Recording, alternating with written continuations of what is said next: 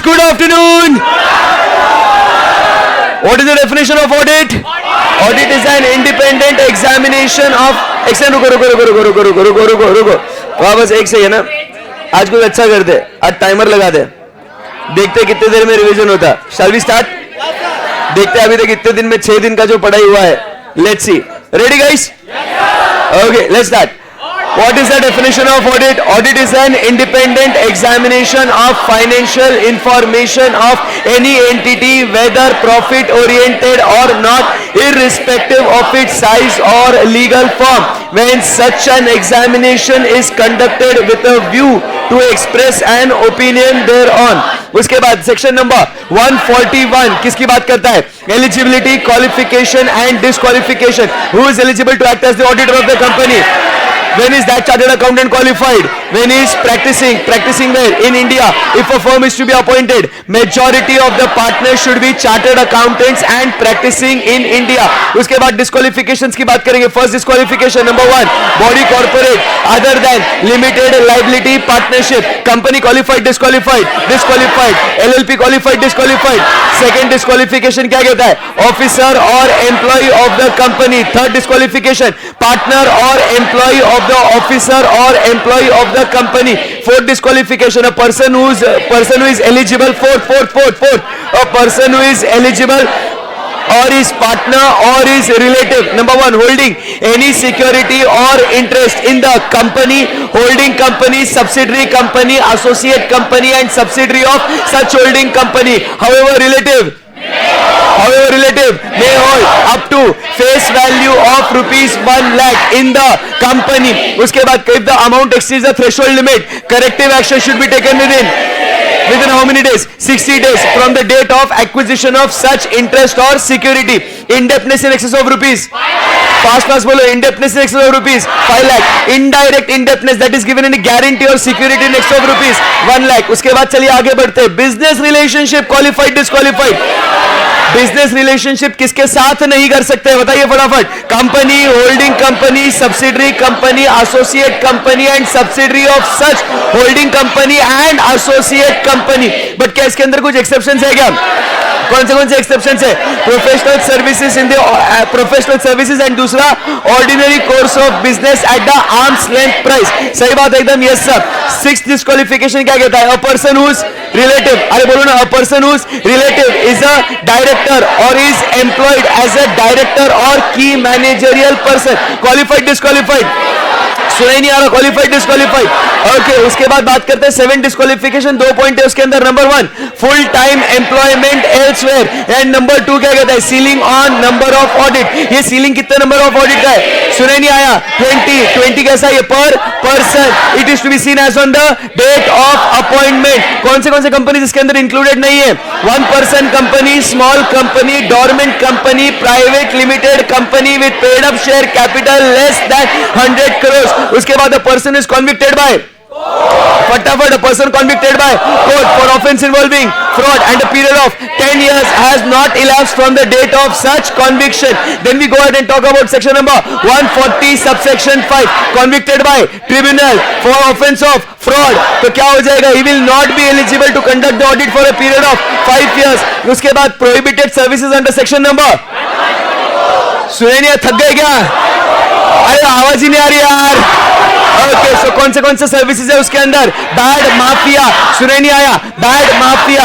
B मतलब क्या है? Banking services. ए मतलब accounting and book keeping services. D मतलब design and implementation of financial information systems. M मतलब मैनेजमेंट सर्विसेज. ए मतलब एक्चुअरियल सर्विसेज. एफ मतलब outsource financial services. I internal audit and last में A मतलब investment advisory services. अब ये कौन provide नहीं कर सकता है? Chartered accountant, his subsidiary, associate और any other form of entity. किसे प्रोवाइड नहीं कर सकता है? To the company, holding company and subsidiary company. अगर ऑडिटर अपॉइंटमेंट होने के बाद अगर उसको डिस्क्वालिफिकेशन आ गया तो इट रिजल्ट्स इनटू। ओके, चलिए अब आपका favourite section, section number 139। 4 subsection कौन से लाइन में बताइए? पूरा 139 सबसेक्शन 6, सबसेक्शन 7, सबसेक्शन 1, सबसेक्शन 5। जितना पूछूंगा तो जवाब देंगे, रैपिड फायर होगा। Yes sir, let's work. Section number 139 subsection 6 talks about, पूरा बोलने का appointment of first auditor in case of non government company.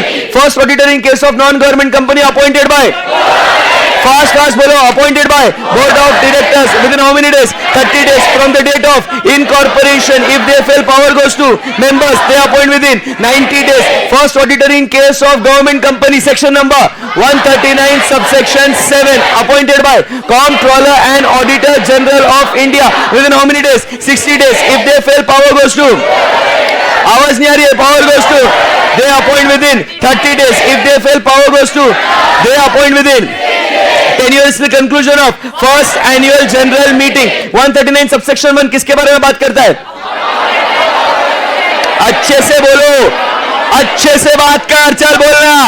Appointment of subsequent auditor in case of non government company appointed by in the annual general meeting. इसका tenure कब तक है? Till the conclusion of 6th annual general meeting. मुझे बताओ, the meeting in which the auditor is appointed is considered as his first annual general meeting. Subsequent auditor in case of government company appointed by comptroller and auditor general of India within how many days? 180 days from the commencement of financial year. चलिए आगे बढ़ते, section number 139 subsection 8 किसके बारे में बात करता है? आवाज नहीं आ रही रे, बोलो ना। 139 subsection 8 filling of casual vacancy. बोलो और एक बार, फिलिंग ऑफ कैजुअल वैकेंसी। दो कंपनीज कौन सी? Non government company and government company. दो रीजन कौन से? Resignation and 3D। मैं पूछना चाहता हूं, अगर ये गवर्नमेंट कंपनी चाहे रेजिग्नेशन हो चाहे 3D हो, कौन अरे कौन फिल करेगा? Controller and auditor general of India within how many days? If they fail, power goes to board of directors. They appoint within 30 days. उसके बाद बट अगर ये नॉन गवर्नमेंट कंपनी है तो अगर ये मान लो नॉर्मल 3D है तो क्या कैसे फिल करेंगे? 3D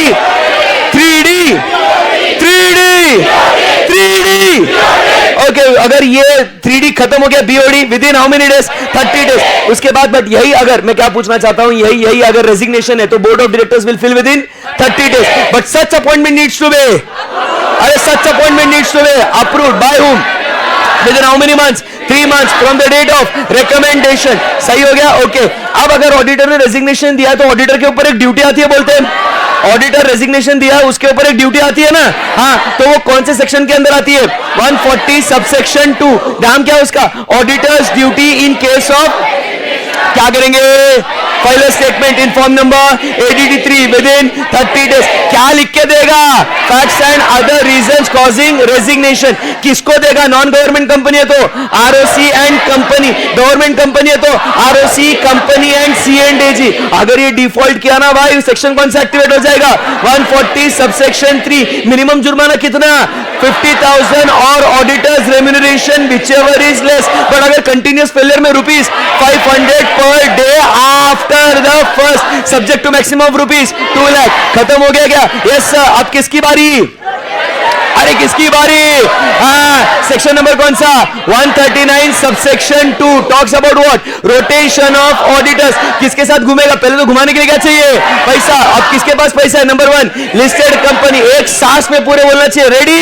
yes sir. बोलो वापस एक बार। Listed company, unlisted public company having paid up share capital greater than और equal to 10 crore. Private company having paid up share capital greater than और इक्वल टू 50 crores.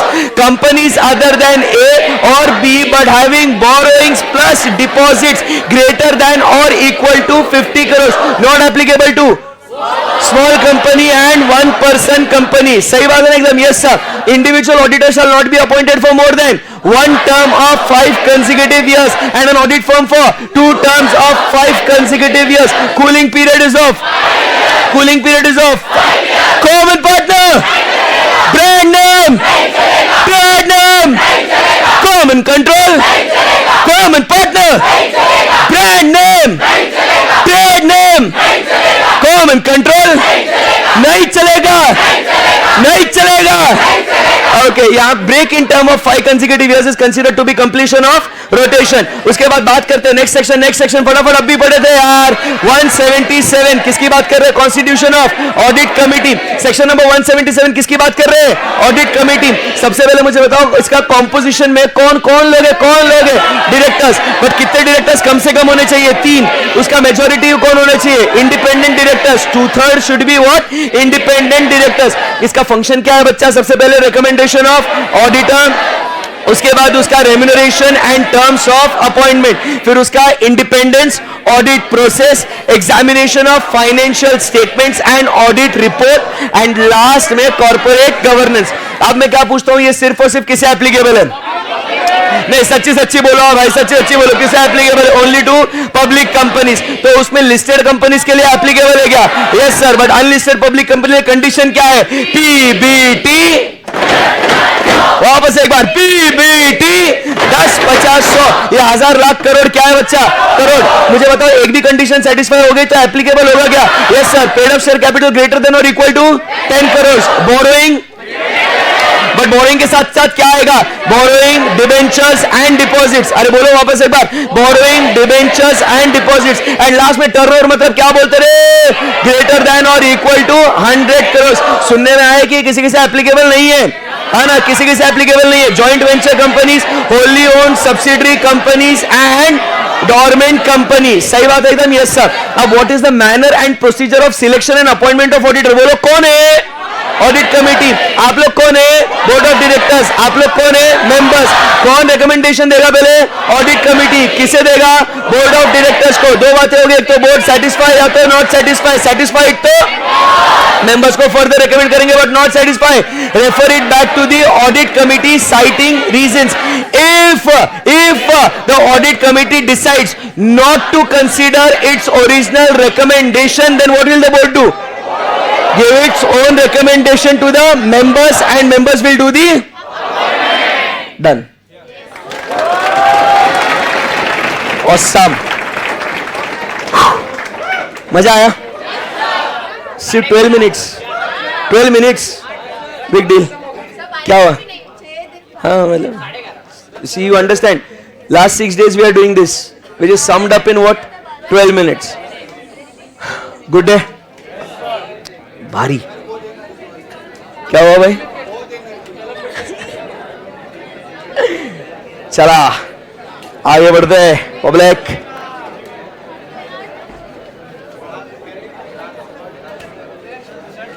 अच्छा, ड्रिंक्स ब्रेक चालू है आपका? ले लो सांस ले लो. नहीं, अभी मैं डायरेक्ट अभी 2 घंटे बाद, अभी रुकेगा नहीं साला. चलो, let's go ahead now. Next we are now talking about the next section, that is section number 142. चलो रे, ध्यान दो. सूरज चलना. क्या खजाना ढूंढ रहा तू बैग में? चला. एवरीवन रेडी ना? यहां तक जितना भी कुछ पढ़ा उस पर कॉन्फिडेंस है ना? पक्की बात है एकदम. Auditors remuneration next section. अभी देखो ऑडिटर आ गया ना, आज अभी 3-4 सेक्शन पढ़ने है ना? बड़े बड़े सेक्शंस खत्म हो गए, अभी छोटे छोटे फास्ट पढ़ना है अपने को. Section number 142. अभी तो एनर्जी नहीं है ना आप में बात करने की, बट वो बचा के रखना, बाद में और काम में आएगा. अभी तो ऑडिटर्स रेम्यूनरेशन सेक्शन नंबर 142. ध्यान से सुनना. 140 सबसेक्शन 2 अलग है बच्चा. अभी ध्यान देने का फुल, अभी फुल कंसंट्रेशन. अब मेरे को बहुत भारी पढ़ाने का आज. Auditors remuneration 142. 140 सबसेक्शन 2 अलग है. क्या होता है ना, बच्चों को आदत होती है बोलने की 142, वो सबसेक्शन बोलते नहीं है. 142 के अंदर वो 140 सबसेक्शन 2 और ये 142 अलग है. अब देखो, ऑडिटर का एलिजिबिलिटी, क्वालिफिकेशन सब देख दिया, उसको अपॉइंट भी किया, कैजुअल वैकेंसी भी फिल कर दिया, घुमाया भी उसको, ऑडिट कमेटी कैसा उसको अपॉइंट करेगा वो भी देख लिया। अब बारी आती है उसको पैसा देने की, पैसा देना पड़ेगा ना। तो पैसा अगर देना है तो वो सेक्शन नंबर कौन सा है? 142, ऑडिटर्स रेम्यूनरेशन। जरा ध्यान से पढ़ेंगे अभी। The remuneration of the auditor, देख रहे हैं ना आप लोग स्क्रीन पे ध्यान से। The remuneration of the auditor shall be fixed in its general meeting और in such a manner as may be determined therein. कुछ पल्ले नहीं पड़ा सर, ये क्या बोलना चाह रहे हैं? The remuneration of auditor shall मतलब क्या बोला? कंपलसरी। तो कंपलसरी जनरल मीटिंग में फिक्स करो, या तो in such a manner as may be determined there. मतलब अभी मे कहीं एक जगह शाल बोल रहे हैं, एक जगह मे बोल रहे हैं, कहना क्या चाह रहा है भैया? प्रॉब्लम है ना ये। ध्यान से पढ़ो, इसको थोड़ा डिकोड करना है, इसको हर सेक्शन को तोड़ मरोड़ के पढ़ना है। समझो मेरी बात को। और अभी तक आपको ये समझ में आ ही गया होगा। अगर हम लोग उसको डिटेल में पढ़ते हैं, भले ही समय ज्यादा लगने दो। मैं आपको, जो बच्चे मेरे से कॉस्टिंग भी पढ़े, मैं उनको भी बोलता था तभी भी, समय ज्यादा लगे, भले ही एक प्रॉब्लम हो, एक कॉन्सेप्ट हो, समय ज्यादा लगे कोई फर्क नहीं पड़ेगा, बट जितना भी पढ़ेंगे वो बढ़िया होना चाहिए कि उसके ऊपर वापस से मेहनत करने की जरूरत नहीं है। ओके, सो ध्यान देना, अभी मेरे को बोलने देना। The remuneration of the auditor क्या लिखा है जरा ध्यान से पढ़ना। शाल बी फिक्स्ड मतलब compulsory, shall compulsory be fixed in the general meeting. Okay, but आगे बोला और in such a manner as may be determined. मतलब भाई कहना क्या चाह रहा भाई? क्या कंपलसरी है, क्या ऑप्शनल है, समझ में नहीं आ रहा ना भाई। तुम पढ़ो ना, देखो ना सेक्शन को तुम्हारे सामने भाई, तुम iOS पढ़ के आए ना तुम इतना। बताओ ना अभी क्या हो रहा है? The remuneration of the auditor shall be fixed in the general meeting और in such a manner as may be determined therein. This is what is section 142। खत्म हो गया ये, इतना ही है, बट उसको समझना जरूरी है भाई। कोई बोल सकता है कि क्या हो रहा है यहां पे? कोई है? लाइव स्ट्रीमिंग वाले बोलो। आप बोलते ना, पूछते नहीं सर हमको, ले पूछा, आप बोल बोल। नहीं बोल रहा हो, टाइप करेगा वो। क्या हुआ बताओ? हाँ जी बेटे।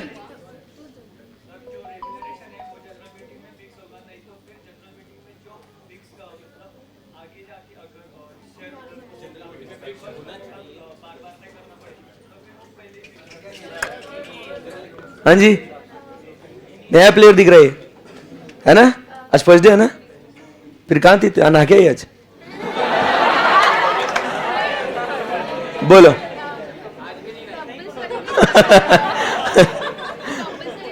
मीटिंग में ही फिक्स होगा। अगर जनरल मीटिंग में नहीं फिक्स किया तो जनरल मीटिंग में जो प्रोसीजर या फिर डेट या जो भी बताएंगे उस मैनर में उस टाइम पे फिक्स होगा। अच्छा, तो बात समझो यहां पे क्या हुआ। रेडी सब लोग? देखो क्या हुआ यहां पे। सेक्शन नंबर 142 की बात जब करते हैं, सुना एकदम अच्छे से। जब हम बात करते हैं सेक्शन नंबर 142, जो बात करता है अबाउट ऑडिटर्स रेम्यूनरेशन। अब इस ऑडिटर्स रेम्यूनरेशन में क्या होता है, इसको कैसा पढ़ना है? द ऑडिटर्स रेम्यूनरेशन शाल, ये शाल तो है ना भाई। तो शाल मतलब क्या है? दोनों में से एक चीज तो भी कंपलसरी होनी चाहिए, ऐसा उसका मतलब। तो एक तो आप क्या करो, it shall be fixed in general meeting. समझा क्या बात को? या तो और in such a manner as may be, क्या लिखा वहां पे? As may be decided therein. मतलब कुछ बात समझ में आई आपको? मेरी बात को ध्यान से सुनना, सुनो तो सही। वो क्या बोल रहा है यहां पे? ऑडिटर का रेम्यूनरेशन जो है ना, कंपलसरी शाल, कंपलसरी एक तो जनरल मीटिंग में फिक्स कर दो। मतलब क्या है? अमाउंट जो है ना उसका शाल be fixed in general meeting की जब बात होती है ना, तो वो क्या बोलता है भाई? अमाउंट जो है ना कंपलसरी फिक्स कर दो। या तो अगर अमाउंट फिक्स नहीं कर सकते ना, तरीका फिक्स कर लो कि कैसे उसका रेम्यूनरेशन डिसाइड करेंगे। बट इन दोनों में से कंपलसरी कोई तो भी एक जनरल मीटिंग में डिसाइड करना पड़ेगा साहब। समझा क्या? तो ऑडिटर्स रेम्यूनरेशन शाल एक तो फिक्स कर लो, अमाउंट फिक्स कर लो, या तो तरीका फिक्स कर लो, बट दोनों में से एक होना कंपलसरी है. Hey guys, come on. So section 142 very simple. The remuneration of the auditor, number 1, shall be fixed in the general meeting. या तो the manner in which it is to be fixed, बराबर कि नहीं, that should be decided in the general meeting. But in दोनों में से कोई एक चीज कंपलसरी जनरल मीटिंग में होना बहुत जरूरी है. इसलिए आगे लिखा ना वहां पे, और as may be determined therein मतलब किधर, जनरल मीटिंग में है ना. तो इसलिए एक तो अमाउंट फिक्स करो. आपको हिंदी में लिखना है तो भी आप हिंदी में लिख सकते हैं. देखो समझो मेरी बात को. मैं आपको अभी है ना, आज अभी आपको मेरे को दिख रहा है ऐसे नोट्स मिल गई है, कुछ बच्चों को दिख रहा है यहाँ पे, ठीक है. नहीं मिली तो भी कोई बात नहीं. जब अपन यहाँ पे लिख रहे हैं ना, तो आपने क्या करना है, आपको जो समझाना, अभी आप तो नोटिंग कर ही रहे हो ना, चार्ट वार्ट समरी सब अपन लिख ही रहे ना. तो आज आपको और एक आइडिया बोलता हूं, और ये सारे थ्योरी सब्जेक्ट्स में यूज करना. आपको जो समझाना, आपको क्लास में अपने टीचर ने बोला, आपने सुना, आपको समझा, बहुत अच्छा लगा, आपने बोला बहुत भारी पड़ा रहा आदमी. कुछ महीनों बाद की बात सोचो, वो थोड़ी डिस्कशन याद आएगा, सही है ना. तो आपने जब थ्योरी सब्जेक्ट पढ़ते हो तब क्या काम करना होता है भाई, क्लास में अभी क्या समझाना तेरे को, वो उधर उस सेक्शन उस प्रोविजन के बाजू में शॉर्ट में लिख के रखना. कोई भी भाषा में लिखो, हिंदी, इंग्लिश, मराठी, मारवाड़ी, नेपाली, किसमें भी लिख. हाँ, उसको नेपाली आती है ना भाई, तो वो नेपाली लिखेगा ना, सही बात है ना. तो समझेगा मेरी बात को. वॉट एवर यू अंडरस्टैंड, बराबर, you right it in your own words, so that what happens is कि आप उसको शॉर्ट में लिखना, शॉर्ट में, पूरा एकदम एलैबोरेट करके नहीं. समझे बात को. तो whenever you decide to do the revision, कभी गलती से इच्छा हो गई कि पढ़ते, बोलना जरूरी है, गलती से इच्छा हो गई तो ऐसे इच्छा होती नहीं हमारी, बट कभी कभार ऐसा हो गया, चल भाई आज पढ़ते, थोड़ा ऑडिट पढ़ते. तो वो जब प्रोविजन खोलोगे ना, उसमें हाँ सर ने बोला था अमाउंट या तरीका, खलास, यू विल रिमेंबर इट. समझेगा.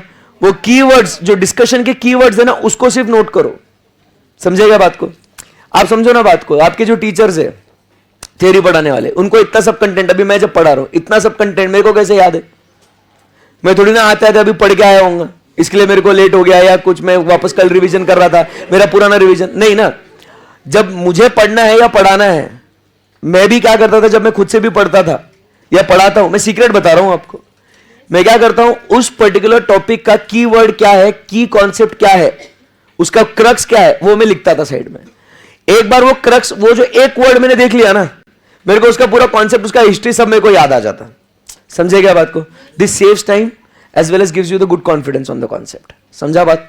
हाँ. सो बताओ मुझे, ऑडिटर्स रेम्यूनरेशन सेक्शन नंबर, अभी धीरे धीरे है ना, अभी मैं आपको कैसा करने वाला हूं, अभी आप समझो बात को. ऐसा कुछ सेक्शन पढ़ाएगा, फिर बीच बीच में फालतू का ज्ञान देगा, फिर आपको सुनने को बहुत मजा आता, फिर आप एकदम डिस्ट्रैक्ट हो जाते, फिर मैं बीच में से बोलेगा, बोल कौन सा पढ़ रहे थे section, you will be like ओ बोगो, सही है ना. फिर मैं डांटेगा तुमको, मेरे को बहुत मजा आएगा, ठीक है ना. तो इट इज योर कॉल कि आपको डांट खानी है नहीं खानी है, ठीक है ना. तो बोलो सेक्शन नंबर. बात किसके बारे में करता है, ऑडिटर्स रेम्यूनरेशन. प्रोविजन क्या कहता है, the auditor's remuneration shall be fixed in the general meeting और in such a manner as may be determined therein. खत्म हो गई बात. यस सब. चलो आगे बढ़ते हैं. अब इसके अंदर क्या बोला है यहां पे, हाउएवर, नॉट हाउएवर. ऐसा मराठी जिसको समझती होंगी, इट्स नॉट हाउएवर, हवा, हाउएवर, ऐसा नहीं, इधर इधर हाउएवर, ठीक है ना. सर बहुत बोर था, चलो कोई बात नहीं, बाद में हंसेंगे. सो हाउएवर, बोर्ड क्या लिखा, ध्यान से सुनना. Board may fix the remuneration of the first auditor. However, board may fix the remuneration of first auditor appointed by it. सही है एकदम. Yes sir. अब एक केस स्टडी आया एग्जाम में, सुनो. Board of directors of XYZ limited, board of directors, Deepak, board of directors of XYZ limited failed to appoint the first auditor within 30 days from the date of incorporation. Therefore, the members resolved within 90 days to appoint Mr. A, a chartered accountant, as their first auditor. However, board argued that they now want to fix the at least they want to fix the remuneration of first auditor. Can they do so? Because the provision says board may fix the remuneration of first auditor. तो वो बोलते हैं हम कम से कम auditor को appoint तो नहीं कर पाए, तो कम से कम साहब इतना तो काम करने दो, रेम्यूनरेशन तो फिक्स कर लेते हैं. कर सकते हैं क्या? क्यों नहीं कर सकते? हाँ, इसीलिए ये इट जो है ना आपकी जिंदगी बदल देगा. सो इंपॉर्टेंट क्या है? When can the board of directors fix the remuneration of first auditor? Only and only when it is appointed by them. आई बात समझ में? If members are doing the appointment, if C&AG is doing the appointment, तो try to understand, board of directors cannot fix the remuneration of first auditor. आई बात समझ में? And subsequent auditor का remuneration कौन fix करता है? और जनरल मीटिंग में होता है ना, तो इसका मतलब कौन फिक्स करता है? मेंबर्स ही, क्योंकि जनरल मीटिंग होती किसकी है? मेंबर्स की. बात समझ में आई आपको? Yes sir. तो इसमें ये सेकेंड पॉइंट भी काफी क्लियर है. First auditor remuneration may be fixed by whom? Board of directors. But what is the condition over here? Only if it is appointed by them. आई बात समझ में? Yes sir. चलो बढ़िया. अब उसके बाद यहां पे बात हुई है remuneration includes and remuneration does not include की, कि रेम्यूनरेशन में क्या क्या आता है और क्या क्या नहीं आता है. अब आप ये पूछेंगे कि सर ऐसा काहे दिए सेक्शन में कि what is included in remuneration, what is not included? मतलब सर सेंस नहीं बनता ना. Try to understand. Companies act में जब अपन फाइनेंशियल स्टेटमेंट्स बनाते हैं, उसमें statement of profit and loss बनाते हैं, तो हम लोग को ऑडिटर्स रेम्यूनरेशन अलग से दिखाना पड़ता है. तो what all is included in auditors remuneration, accounts prepare करते समय आपको पता होना चाहिए कि what is auditors remuneration, what is professional fees, ये दो अलग अलग दिखाने चाहिए. स्टैट्यूटरी ऑडिटर का रेम्यूनरेशन, टैक्स ऑडिटर का रेम्यूनरेशन एंड अदर जो कंसल्टेंसी या कोई और सीए को हमने हायर किया होगा, तो वो अलग से आएगा प्रोफेशनल फीस के लिए. मतलब जैसे जीएसटी का रिटर्न फाइल किया, टीडीएस का रिटर्न फाइल किया, उसके लिए हम लोग अपॉइंट करते हैं ना और चार्टर्ड अकाउंटेंट्स को, तो that will come under what? Professional fees.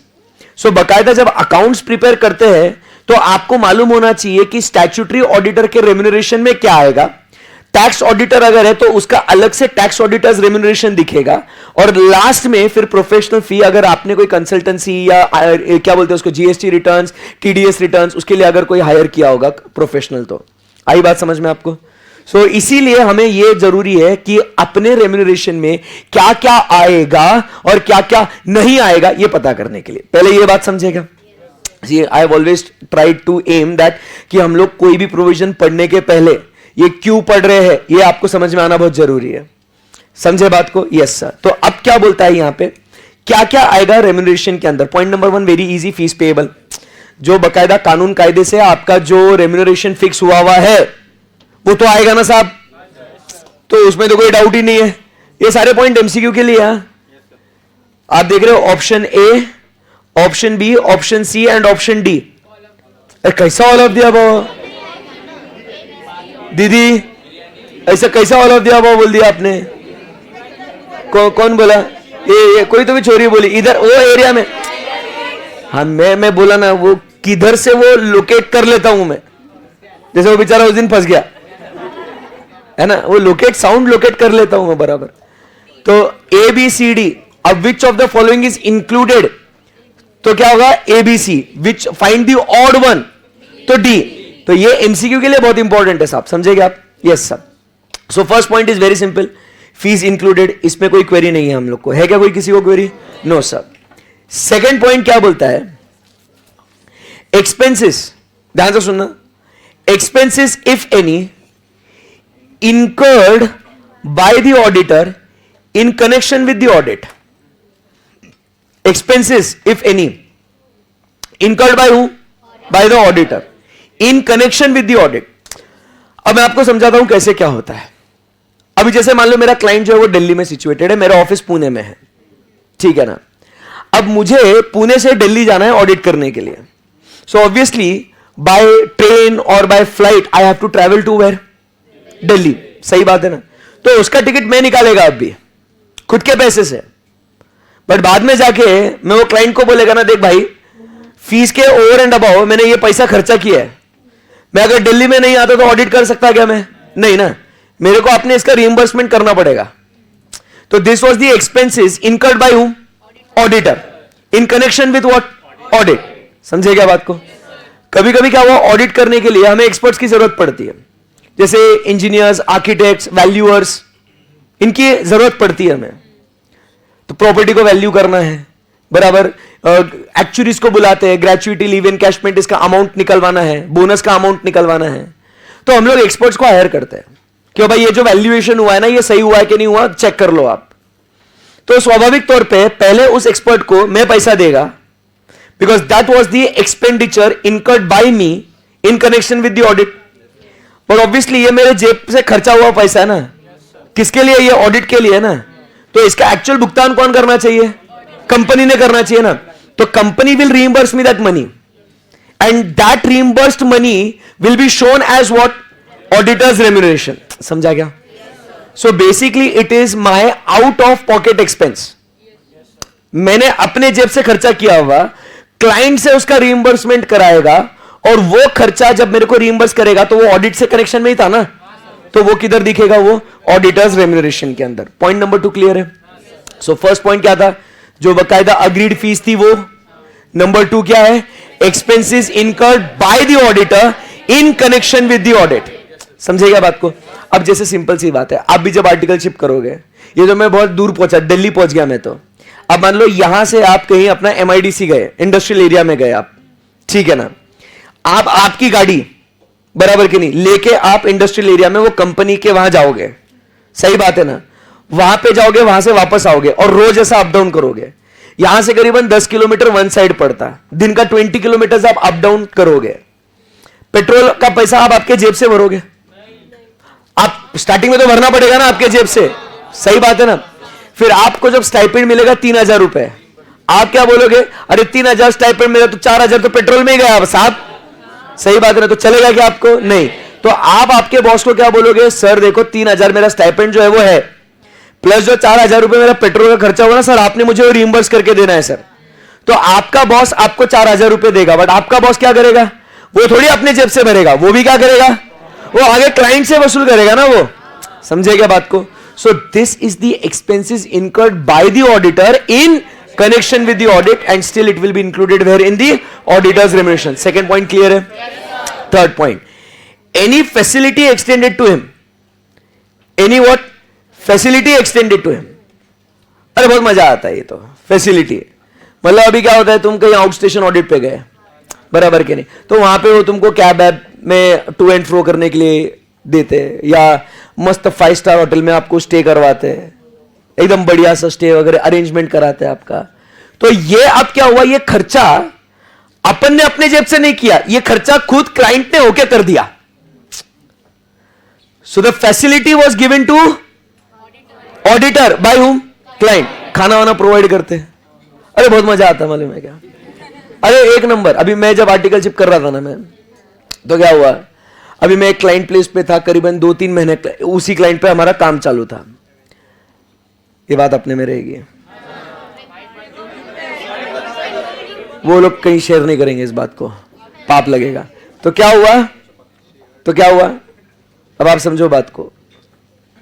मस्त तो अलग अलग जगह पे है ना, रोज जाके है ना। अभी वो हम लोग को क्या बोला था, सुबह हम लोग 7-8 बजे निकलते थे, तो घर से ऑब्वियसली लंच पैक करके पॉसिबल नहीं होता था, तो हम लोग जाते थे क्लाइंट प्लेस पे। क्लाइंट बोलता था कोई भी होटल में जाके खाना खा लो, आप बिल लेके आओ, हम आपको रिइंबर्स कर देंगे।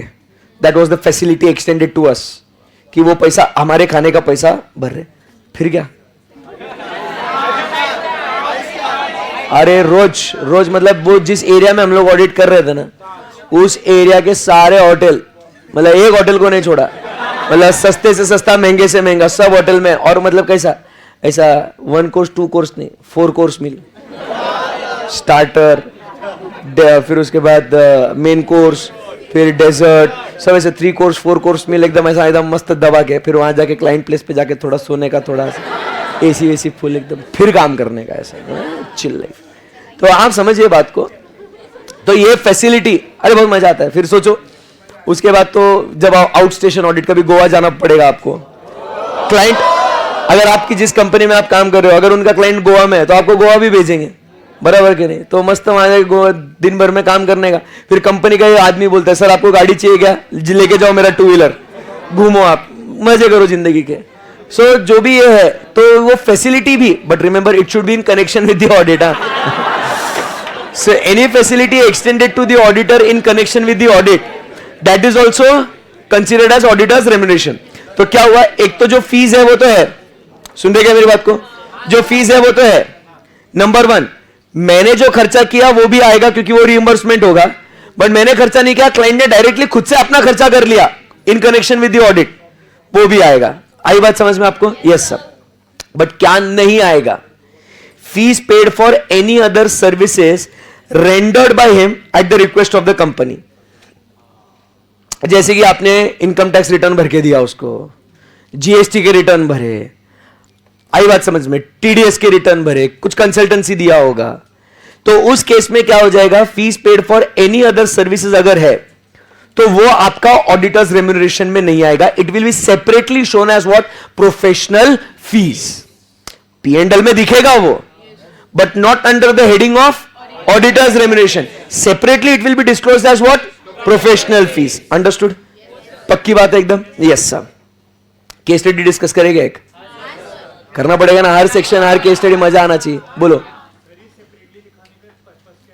क्योंकि पता होना चाहिए कि एक्चुअल स्टैट्यूटरी ऑडिटर को कितना पैसा जा रहा है, टैक्स ऑडिटर को कितना पैसा जा रहा है, और अदर देन ऑडिट फीस जो पैसा है वो उसका, ताकि जो मेंबर्स है कंपनी के, जो स्टेक होल्डर्स है, उन्हें पता चले कि हम किसको कितना कितना पैसा दे रहे हैं.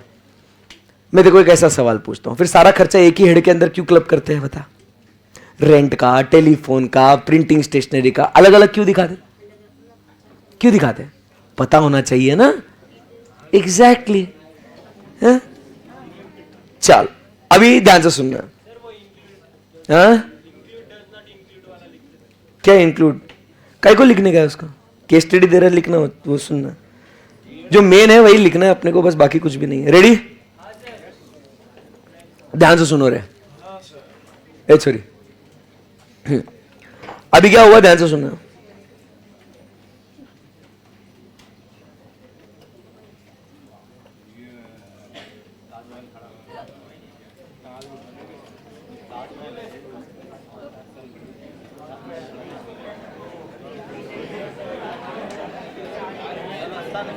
समझ गया आपको?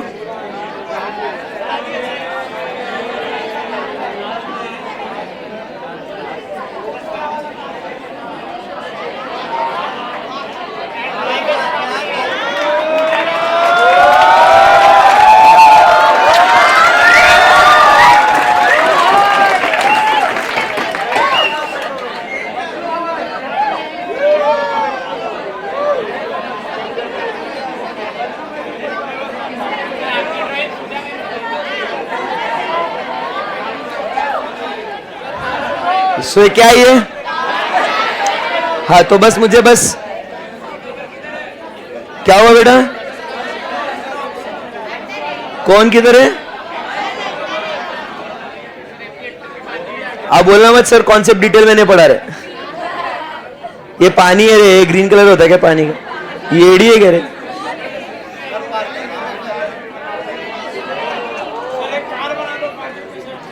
क्या बेटा, तू कभी ताजमहल गया नहीं ना रे? डोके बंद कर चुके. हाँ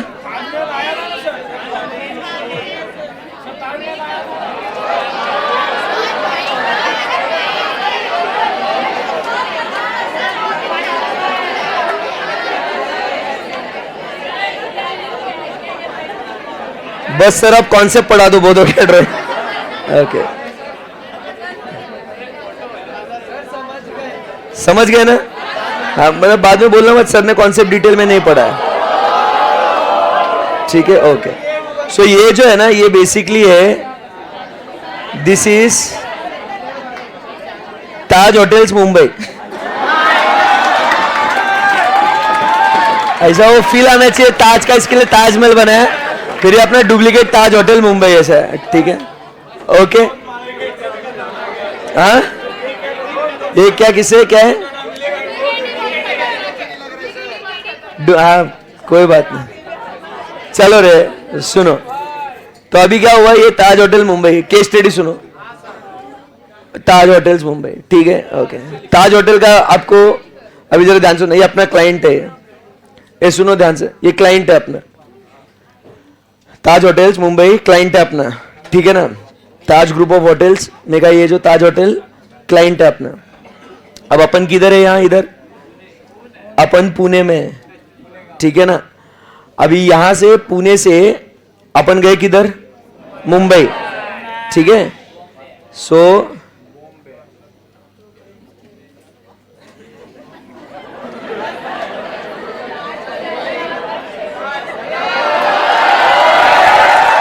ओके, सो अभी मैं आया किधर? मैं किधर आया? मुंबई, ठीक है। सो आई रीच्ड मुंबई। हाँ अच्छा था ना, पहुंच गया ना, बट अभी मुंबई पहुंच गया ना, तो अभी थोड़ी भागते रहूंगा, अभी खड़ा रहूंगा ना, अब हो गया। थैंक्स। अब सुनो, तो अब मुंबई अपन पहुंचे ऑडिट करने के लिए। 5 दिन का ऑडिट का काम था अपना, ध्यान देना, 5 दिन का काम था ऑडिट से रिलेटेड। तो ताज होटल्स का 5 दिन का अपने को ऑडिट करना था, 5 दिन में अपना काम निपटने वाला था। तो क्या हुआ, अपन ने ताज होटल के बाजू में ही एक ABC होटल करके, बाजू में ही एक छोटा सा होटल है, वहां पे अपन ने अपना स्टे, अपना अकोमोडेशन वहां पे रिजर्व कर लिया। अरे ताज होटल इज वेरी एक्सपेंसिव है, तुमको मालूम है क्या? 30 और 40 हजार रुपए पर नाइट का, कम से कम 20-25 हजार रुपए पर नाइट का स्टे है। अपना ऑडिट फी उतना नहीं होगा, उतना पैसा अपने को खर्चा हो जाएगा उसमें। हाँ क्या बेटा? वापस बोल एक बार। नहीं बोलना प्लीज, मैं बोलू। अब तू वहां जाके तू झाड़ियों में रुकता, तो ऐसा सबको बताने की जरूरत थोड़ी है भाई। ऐसा थोड़ी है, पब्लिक में थोड़ी ऐसा बोलते तू क्या करता हरकत है। हाँ, और वो भी अकेले। माँ कसम, मत बोल ऐसा सबके सामने, कंट्रोल कर। चलो तो सुनो बात को, तुम सुनो रे। तो यहां पे क्या हो गया, वो जो है अपन ने ABC होटल में, यहां पे इधर अपना ये होटल है कि मानता नहीं, ठीक है। हाँ जी, सो यहाँ ABC होटल में अपन ने अपना स्टे अकोमोडेट कर लिया भाई, हिसाब से एकदम। Taj hotels stay is very expensive, starts at around 20-25K एक दिन का स्टे का कॉस्ट है। 5 दिन तो मतलब 1 लाख रुपए तो अपना यूं ही गया। खाना पीना अलग महंगा, तो भाई सेंस ही नहीं बनता वहां पे स्टे करने का। तो इसके लिए अपन ने क्या किया, अपना स्टे यहाँ पे इस अब फिर से तू कहां जाता? इधर आ तू, इधर आ। क्या होता बेटा वो में? बोल तो सही।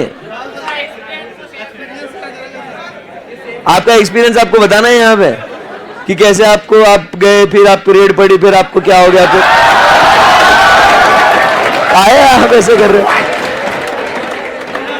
मतलब कैसे होता है, इंसान को जो दर्द होता है ना, वो दर्द बाहर निकलता है। सर बहुत मारा पुलिस ने, ऐसा नहीं बोलने का सबके सामने, ठीक।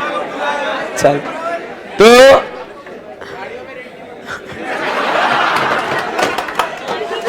वहां पे डायरेक्ट डंडे पड़े हैं ना झाड़ियों में तुझे, ठीक है। सो ABC होटल में अपना स्टे अपन ने अभी इधर में पड़ा हो गया, तुम अलग ही ट्रैक पे गए, किसी के अलग अरमान जाग रहे, कंट्रोल कर। सो कंट्रोल करो। ए उधर लास्ट बेंच, तू क्या अभी बुकिंग कर रहा है तू? हाँ जरा ध्यान दे, तू जहां कंफर्टेबल है वहां वो बुक कर ले तू भाई। सो अरे भाई रख दे फोन, मान जाना कि एड़ा हो गया क्या तू? तेरे को ही बोल रहा लास्ट बेंच उधर, अब तू बाजू में क्या देख रहा है? तेरे को ही बोल रहा येलो शर्ट और उसके बाजू में। चलो अभी कॉन्सेप्ट पे ध्यान दो। सो इधर कहां थे अपन? तुम थे, मैं नहीं था, मैं ABC होटल की बात कर रहा था, ठीक है ना। सो ABC होटल में अपन ने वहां पे स्टे अकोमोडेट कर लिया, 5 दिन का स्टे। ताज होटल परोड़ेगा नहीं, महंगा है, ठीक है, ठीक है, okay. So here we are in Mumbai. अभी क्या हुआ, फिर मैं ताज होटल गया, ठीक है, ऑडिट करा मस्त एकदम। और मैं वापस से उस दिन का ऑडिट क्या हो गया दोस्तों, खत्म हो गया, तो वापस से आ रहा था मैं। अब ध्यान से सुनना, हाँ सुनो ना।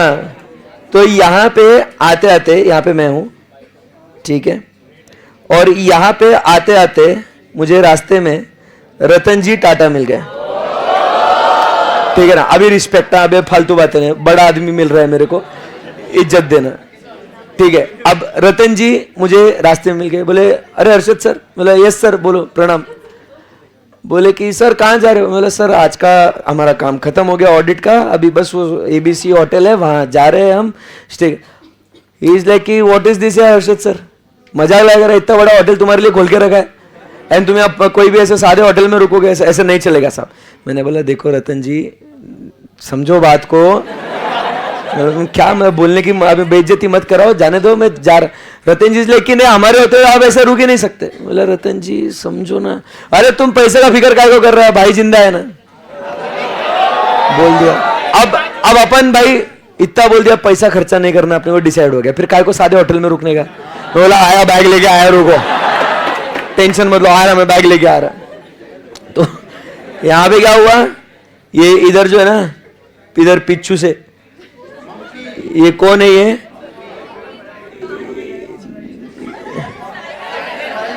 ये साइरस मिस्त्री ने, उसने ये सुन लिया बात। हर्षद सर और रतन सर के बीच में क्या बातें हुई ना, ये साइरस ने सुन लिया। केस स्टडी है, ध्यान से सुनना है, ये तुम मजाक में हल्के में ले रहे हो इसको, केस स्टडी बहुत बढ़िया है ये। साइरस मिस्त्री ने सुन लिया इस बात को, बोले रतन जी जो है ना हर्षद सर को ना फ्री फंड में रुका रही है, 5 night stay in Taj hotels without charging a single rupee. Harshad sir is entering into business relationship which is not in the ordinary course of business nor at the arm's length price. अरे board of directors आओ। Cyrus Mistry is like he is disqualified. चलो चलो casual vacancy भरने का 30 दिनों में आ जाओ। This is what Cyrus Mistry did.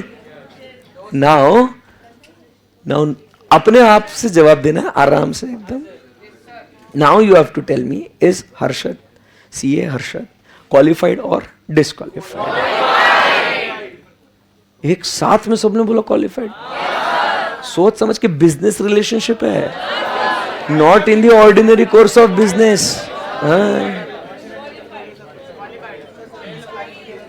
Live streaming वाले भी कुछ बोलना चाह रहे हैं।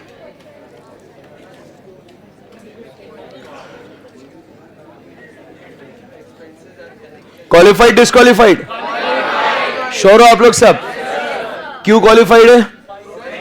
हाथ ऊपर करके कोई जवाब देगा। हाँ जी बेटे। Expenses are related to audit. तो this is a facility extended to him ना, third point. So this is not a, बैठ जा बच्चा, very good. This is not a business relationship, but this is a facility extended to the auditor in connection with the audit.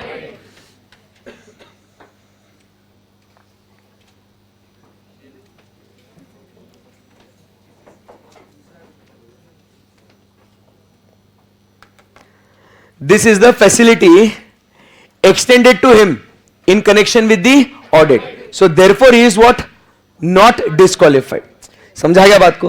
तो इतना घुमा फिरा के exam में आपको केस स्टडी देंगे, वो बोलेंगे कि ऐसा उसने बिजनेस रिलेशनशिप एंटर किया which was not in the ordinary course of business, पूरा सेक्शन छाप के देंगे आपको। And therefore the board of directors argued that the auditor is disqualified. आपको ऐसा डैश करके लिखेंगे कमेंट, आपको ऐसा अंदर से बहुत अच्छा लगेगा, हाँ हमने पढ़ा था बिजनेस रिलेशनशिप बराबर डिस्क्वालिफाइड है अगर वो ऑर्डिनरी कोर्स में नहीं है, ऐसा वैसा। बट द क्वेश्चन वो सेक्शन 142 से रिलेटेड है, या आपको क्लिक ही नहीं होगा। अभी क्या है, ताजा ताजा अपन ने 142 पढ़ा ना, इसके लिए आपको क्लिक हो गया कि okay this is what, not a business relationship. But when in exam, जब हम लोग को टोटलिटी में आंसर्स लिखने होते हैं ना, तो उस समय पे क्या हो जाता है कि we will think only about what disqualifications, क्योंकि एग्जाम में वो क्वेश्चन ही उस तरीके से प्रेजेंट करेंगे। समझा क्या बात? यस सर, सिंपल सी बात है। So here we all know that the auditor is qualified and not disqualified. 142 over. Confidence है? Yes sir. चलो आगे बढ़ते हैं, चलो लेट्स गो अहेड नाउ। क्या लिखोगे इसमें? ये लिखने के लायक कुछ है ही नहीं इसके अंदर। तू ड्राइंग में आधा घंटा लगाएगा, तू मेरे को मालूम तेरे को टाइम पास करने का। चुप रहे, लिख के रख देना अपने आप से जो भी लिखना है वो। क्वेश्चन समझ में आ गया सबको? इजी है एकदम? यस। चलो next question now, next section. कोई डिफिकल्टी नहीं ना किसी को बच्चों? किसी को कुछ भी पूछना है तो पूछ सकते हो अभी भी। Guys in the live streaming तुम बोलोगे सर हमको पूछा नहीं, ऐसा बोलने का नहीं सर को। All set? पक्का? चलो फिर आगे बढ़ते, माहौल करते फिर। नेक्स्ट, अभी अगले 2 सेक्शंस पढ़ने के, मैं मजाक नहीं कर रहा हूं अभी। ये 2 सेक्शंस काफी अच्छे से ध्यान देना है आपने को, क्योंकि अब हम बात कर रहे हैं ऑडिटर को निकालने की। अब आया, उसका एलिजिबिलिटी, क्वालिफिकेशन सब कुछ देखा, पैसा भी दिया, सब हो गया। अब अगर अपने को निकालना है उसको, तो वो अगले 2 सेक्शंस पढ़ने हैं मालिक। सुन रहे ना मेरी बात को? सो अभी मेरे को एकदम 100% अटेंशन चाहिए, और मैं एकदम कसम खा के बोल रहा हूं मैं, अगर अभी मुझे कोई भी मस्ती करते वक्त दिखा, जरा भी ध्यान यहां वहां हुआ, नजर हटी, तुम्हारे साथ दुर्घटना घटी समझ लेना। फिर उसके लिए मैं जिम्मेदार नहीं। सर आपने पहले वार्निंग देना चाहिए था ना, मैं पहले बोल दिया, क्योंकि आप समझो ये आपके लिए है, ठीक है ना? किसी को ऐसा लग रहा सर मेरे को बहुत जोर की बात करने की इच्छा हो रही, आप और जिसके साथ बात करना उसको लेके बाहर जाओ, ठीक है ना? बट जब यहां बैठे हो, ये सेक्शन पूरा समझ में आना चाहिए, मतलब चाहिए। समझ रहे हैं इसकी ग्रेविटी? समझो, इतना बोल रहा हूं मतलब कुछ बढ़िया होगा, ठीक है? ओके। तो हम बात कर रहे हैं अगले 2 सेक्शन की, जो बढ़िया तरीके से समझ में आना चाहिए। एक है सेक्शन नंबर 140 सबसेक्शन 1, और दूसरा है सेक्शन 140 सबसेक्शन 4। 2 सेक्शंस की बात होगी। तो अपना 140 का सीरीज में 141 अभी पढ़ेंगे, 2 हो गया, 3 हो गया, 4 अभी पढ़ेंगे, 5 ऑलरेडी पढ़ लिया है। अरे समझा नहीं समझा? सो 140 सबसेक्शन 1 और सबसेक्शन 4 अभी हम लोग डिस्कस करेंगे। ऑल सेट है। So now first we talking about removal of auditor before expiry of his term, ठीक है? अभी लिखो मत, अभी सिर्फ समझो, अभी लिखना नहीं, पूरा अटेंशन सर के पास। सेक्शन 140 सबसेक्शन 1, नाम क्या बोले बच्चों? Removal of auditor before expiry of his term. सही बात है, एकदम बढ़िया है। और दूसरा मालिक सेक्शन पढ़ रहे हैं हम लोग, सेक्शन 140 सबसेक्शन 4, जो बात करता है, आपको पहले पढ़ा देता हूं, appointment of auditor other than retiring auditor. Okay, ध्यान देना बेटे, appointment of auditor other than retiring auditor, ध्यान देना। Appointment of auditor other then, very good, retiring auditor. सही है, सही है। अब पहली बात हम लोग को क्या समझनी है, ये दोनों सेक्शंस कब एक्टिवेट होंगे, कौन से सिचुएशन में कौन सा सेक्शन लगेगा, ये बात हो रही है। देखो, एक समय रिमूव करने की बात हो रही है, दूसरे इसमें किसी और को अपॉइंटमेंट की बात हो रही है। तो सेक्शन कौन सा कब एक्टिवेट होगा, कब अप्लाई करेंगे कौन सा सेक्शन, ये अपने को पहले क्लियर होना बहुत जरूरी है। Because I have always told you, we are not only interested in learning the provision, that is very simple, it's a procedural part, but when which section will be applicable we need to first understand that. Clear एकदम? Yes. तो पहले हम लोग application की बात करेंगे। तो मेरा बच्चा ध्यान से सुन, removal of auditor before expiry of his term, ये सेक्शन मालिक कब एक्टिवेट होगा? जैसे लेट अस से फॉर एग्जांपल, अब सेक्शन में बात करें, 139 सबसेक्शन 1 में ऑडिटर अपॉइंट हो गया, वी ऑल नो नाउ। अब सेक्शन में बात करेंगे तो दिमाग के ऊपर स्ट्रेस आएगा, सोचने पे मजबूर होंगे कि ये सर कौन से सेक्शन के बारे में बात कर रहे हैं। सही बात है ना? इसलिए आप सेक्शन में बात करेंगे। आज से दोस्तों से भी जब बातें करोगे, सेक्शन में बातें करना, फिर चाहे वो आपके लॉ के सेक्शंस हो या इनकम टैक्स के हो या जीएसटी के हो, सेक्शन में बातें करते रहो, ताकि दिमाग पे स्ट्रेस आएगा। आई बात समझ में? सेक्शन में बातें करने की, ठीक है? ये एक आइडिया है। 139 सबसेक्शन 1 में ऑडिटर क्या हो गया? अपॉइंट हो गया। मालिक, इसका जो ड्यूरेशन है, इसका जो टर्म है, ये कब तक चलेगा बता दो एक बार? 6th AGM तक चलेगा। सही बात है एकदम? Yes sir. अब हर AGM में तो अपॉइंट करने की जरूरत नहीं ना साहब, मैं क्या पूछ रहा आपको, हर AGM में तो अपॉइंट करने की जरूरत नहीं है। बहुत बढ़िया चल रहा सर एकदम, कोई दिक्कत है क्या इसमें? नहीं सर। तो अब क्या हुआ, देखो यहां पे ना 2nd AGM हो गई, यहां पे 3rd AGM हो गई, यहां पे 4th AGM हो गई, यहां पे 5th AGM हो गई, और 6th में उसको निकालना, मतलब 6th में उसका टेन्योर खत्म होगा। अब क्या हुआ ना मेरा बच्चा, ध्यान से सुनना, हाँ? एक सेकेंड।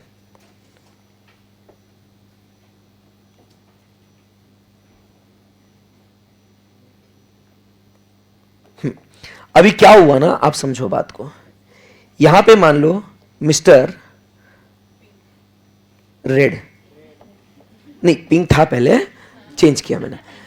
यहां पे हम मिस्टर रेड को अपॉइंट करते हैं, बराबर। तो his tenure will be till 6th AGM। अब क्या हुआ, ध्यान से सुनना, देखो। अब उसने फर्स्ट यहां पे एक काम खत्म कर दिया, he is already appointed for 5 years, बराबर। सेकेंड का भी काम खत्म करके, मतलब सेकेंड ईयर का भी काम खत्म हो गया। अभी ध्यान से सुनना, सेकेंड का काम चालू है, चालू है, चालू है, चालू है, चालू है। यहां पे ना मेरे को बोलने दो, प्रोएक्टिवली कुछ भी मत बोलो, मिसअंडरस्टैंडिंग हो जाएगी। अब क्या हो गया, यहां पे अभी उसका 3rd ईयर का जो काम है, इट इज इन प्रोग्रेस, बराबर। He has not yet completed that years work, that term he has not yet completed. But now the company is saying that we want to remove him right here, right now. We are not even letting him complete that year's work. And what are we saying? We want to remove him before expiry of his term. साल के बीच में से निकालना है उसको, निकालना है, निकालो। सेक्शन कौन सा यूज करोगे? 140 सबसेक्शन 1। समझे बात को? देखो, आप समझने की कोशिश करो तो राइट टू रिमूव और right to resign is not compromised. तुम भले ही अगर बोलोगे सर बट वो तो 6 AGM तक सर 5 साल के लिए अपॉइंट हुआ था, कोई फर्क नहीं पड़ता, हमारे पास अभी भी राइट जिंदा है, हम उसको चाहे तो निकाल सकते हैं। ए बोलो ना कुछ। तो अगर उसको साल के बीच में निकालना है तो हम सेक्शन कौन सा यूज करेंगे? क्लियर है एकदम? Yes sir. उसके बाद 140 सबसेक्शन 1 कब एक्टिवेट होगा, समझ में आया बच्चों? हाँ।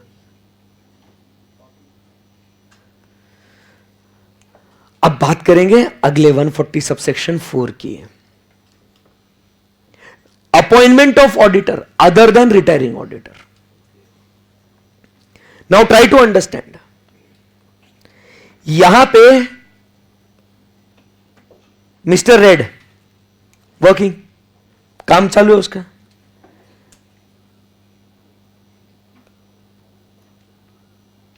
काम हो गया, यहां आया, 1 साल का काम खत्म। यहां गया, दूसरे साल का काम खत्म। यहां आया, काम खत्म। अब यहां पे इसी एनुअल जनरल मीटिंग में company wants to appoint another auditor। आई बात समझ में? Company wants to appoint another auditor। Now कब? उस साल का काम खत्म होने तक वेट किया। अब भले ही उसका यहां पे उसका समय बाकी है, बट अब हम एजीएम में डिसाइड कर रहे हैं कि अब मिस्टर रेड को हमें अपॉइंट नहीं करना है। ध्यान देना, अब हमें मिस्टर रेड को अपॉइंट नहीं करना, अब उसको हटाना है। अभी we want to appoint another auditor. ध्यान से सुनना, other than retiring auditor sir आगे लिखा है। ध्यान से सुनना, ये सेक्शन क्या बोलता है? अगर रेड यहां तक आता, सुनो ना मेरी बात को, तो यहां तक आता तो यहां पे वो वैसे भी रिटायर हो रहा ना, तो एज इट इज, समझो मेरी बात को समझना। अगर रेड यहां तक आता, मेरी बात को ध्यान से सुनना, अगर रेड 6 तक आता तो एज इट इज उसका टेन्योर खत्म हो गया, एज इट इज वो रिटायर हो गया, तो हमको 140 सबसेक्शन 4 का प्रोसीजर फॉलो करने की जरूरत ही नहीं है, because is already retired. And फिर हमको 139(1) के हिसाब से ही नया ऑडिटर अपॉइंट करना है। समझे बात को? बट अगर आपको 4th में एजीएम में उसको बोलना भाई अभी आगे के मत कर, 2 साल, उस साल का काम खत्म हो गया ना, रहने दे, अब हम किसी और को appoint, we want to appoint another auditor, not the auditor who has already completed his term. उसके लिए प्रोसीजर फॉलो करने की जरूरत नहीं है। पहले वो सेक्शन कब एप्लीकेबल होगा ना, ये समझो बात को। Provision is not a big deal. When the section will be applicable, that is very important. 140 subsection 4 क्या बोलता है? 4th AGM तक आया, काम खत्म हो गया, एनुअल रिपोर्ट्स दे दिया, ऑडिट रिपोर्ट दे दिया, फाइनेंशियल स्टेट सब दे दिया, तेरा उस समय का काम खत्म हो गया. अब भाई भले ही तेरे अगले 2 साल बचे हुए हैं, भाई एजीएम में ही बोल रहे तू नको रहे, नहीं चाहिए तू मेरे को. आई बात समझ में? समझो अगर यही जो मिस्टर रेड है 6th AGM तक चलता और 6th AGM में ऑब्वियसली वो रिटायर होके हमको ऑब्वियसली किसी और को तो अपॉइंट करना ही है ना, तो then why will we follow 140 subsection 4 का प्रोसीजर? चुपचाप 139(1) के हिसाब से ऑर्डर का अपॉइंटमेंट करेंगे ना. समझा गया? तो ये प्रोसीजर कब, इसकी जरूरत कब आन पड़ेगी अपने को? कब आन पड़ेगी जरूरत? जब उसको एजीएम में टाटा बाय बाय बोलने का है, उसका पीरियड अभी भी बाकी है. We want to appoint another auditor. समझा बात को? क्लियर एकदम? Yes sir. 140 सबसेक्शन 1 कब एक्टिवेट होगा? साल के बीच में से उसको आउट करने का है. समझा?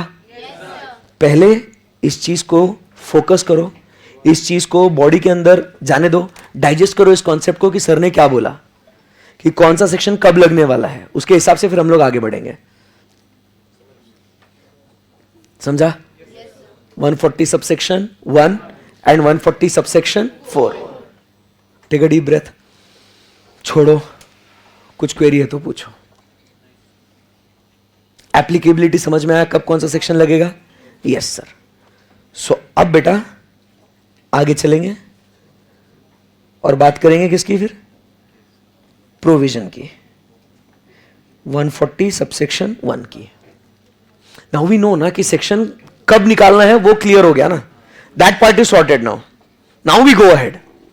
अभी क्या बोलता है ये? Removal of auditor before expiry of his term.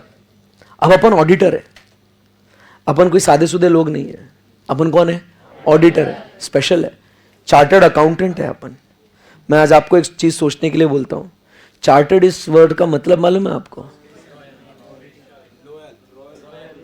मालूम है आपको? बताया आपको किसी ने? मैंने बताया था, फाउंडेशन में बताया था. हाँ, चार्टर्ड मतलब उच्च दर्जे का व्यक्ति, उसको बोलते हैं चार्टर्ड. अंग्रेजों के जमाने में जो लोग किंग्स और क्वींस को सर्व करते थे ना, रॉयल फैमिली को सर्व करते थे ना, उन लोगों को बोला जाता था chartered. They were called as chartereds. अंग्रेज चले गए बराबर, बट उनके नियम और कानून छोड़ के चले गए. अगर आप देखोगे most of the companies act और whatever laws we have today, more और less it resembles to the British law. So there also they have chartered accountant, Institute of Chartered Accountants of England and Wales, ICAEW. Here we have ICAI, but here in America it is called as Certified Public Accountant, CPAs. समझे बात को? So most of the things what English law has, we have it in India over here. तो बात को समझो. So chartered मतलब वो उच्च दर्जे के लोग, तो वो स्टेटस है अपना. We are that chartered accountants. समझे क्या बात को? हाँ. तो हमको ऐसे साल के बीच में से निकालना मतलब कैसे, क्या फालतूगिरी है क्या ये?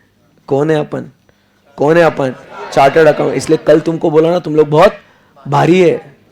जब वो डिग्री हाथ में आती ना, जब तुम फील करोगे, इसको एक्सपीरियंस करोगे कि after so much of struggle, hard work, so much of hours of sitting in classes, studying, hours at length, that exam pressure, finally when you see that result na pass, the feeling is next level. You feel like you've conquered the world, man. ऐसा लगता है, मतलब कर लो दुनिया मुट्ठी में, ऐसा. आई बात समझ में आपको?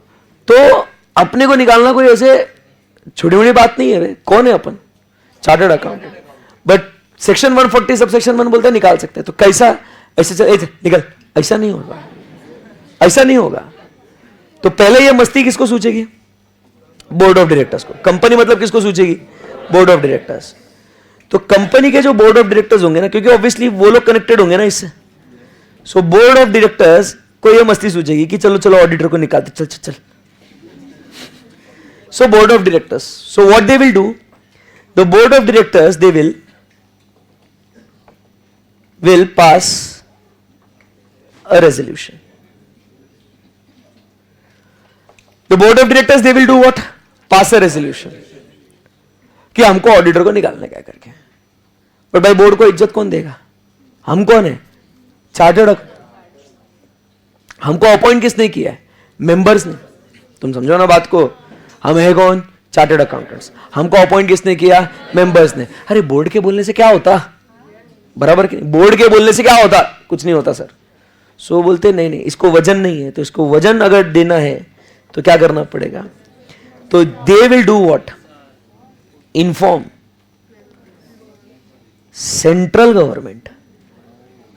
चार्टर्ड ना ऊपर, institute of chartered accountants of India setup by an act of parliament, supreme authority, parliament, constitution.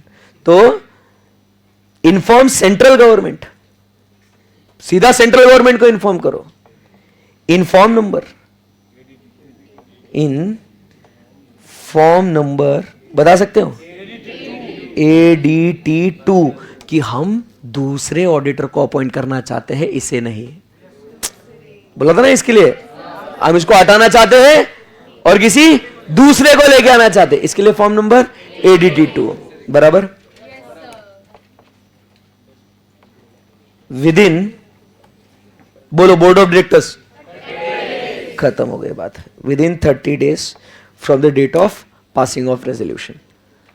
सही जा रहे एकदम? Yes sir. अब सेंट्रल गवर्नमेंट ऑब्वियसली इस एप्लीकेशन को स्क्रूटिनाइज करेगा, स्टडी करेगा, क्या रीजन है, किस वजह से निकालना चाह रहे हैं। दो बातें होगी, एक तो सेंट्रल गवर्नमेंट अप्रूव करेगा या तो नहीं करेगा। सेंट्रल गवर्नमेंट अगर अप्रूव नहीं करेगा तो बात ही खत्म हो गई, ऑडिटर को निकाल ही नहीं सकते। बराबर है कि नहीं? बट अगर यहां पे अगर सेंट्रल गवर्नमेंट ने अप्रूवल दे दिया तो आपके ऑडिटर को निकाल सकते हैं क्या? नहीं। अरे अपन के सादे सुधे लोग कह रहे हैं, अरे भले होगा सेंट्रल गवर्नमेंट, अपन चार्टर्ड अकाउंटेंट है। हमको अपॉइंट किसने किया है? मेंबर्स ने। हमको अपॉइंट किसने किया है? जा बाहर जाके मुंह धो के आ जा। तो क्या येड़ा कि मैं इतना बोल रहा इंपॉर्टेंट है। हमको अपॉइंट किसने किया? मेंबर्स ने। तो जिसने हमको अपॉइंट किया वही निकाल सकते हैं हमको, समझे ना? बोर्ड ऑफ डायरेक्टर भले ही बोल रहा ओके, सेंट्रल गवर्नमेंट भले ही बोल रहा ओके, हमको अपॉइंट किसने किया? तो मैं किसके कहने पे जाएगा? हाँ, तो यहां पे क्या हो जाएगा? फिर आएंगे कौन? मेंबर्स। एंड मेंबर्स पे रेजोल्यूशन पास करेंगे। बट हम ऐसे ऐसे लोग हैं क्या? हम ऑर्डिनरी है कि स्पेशल है?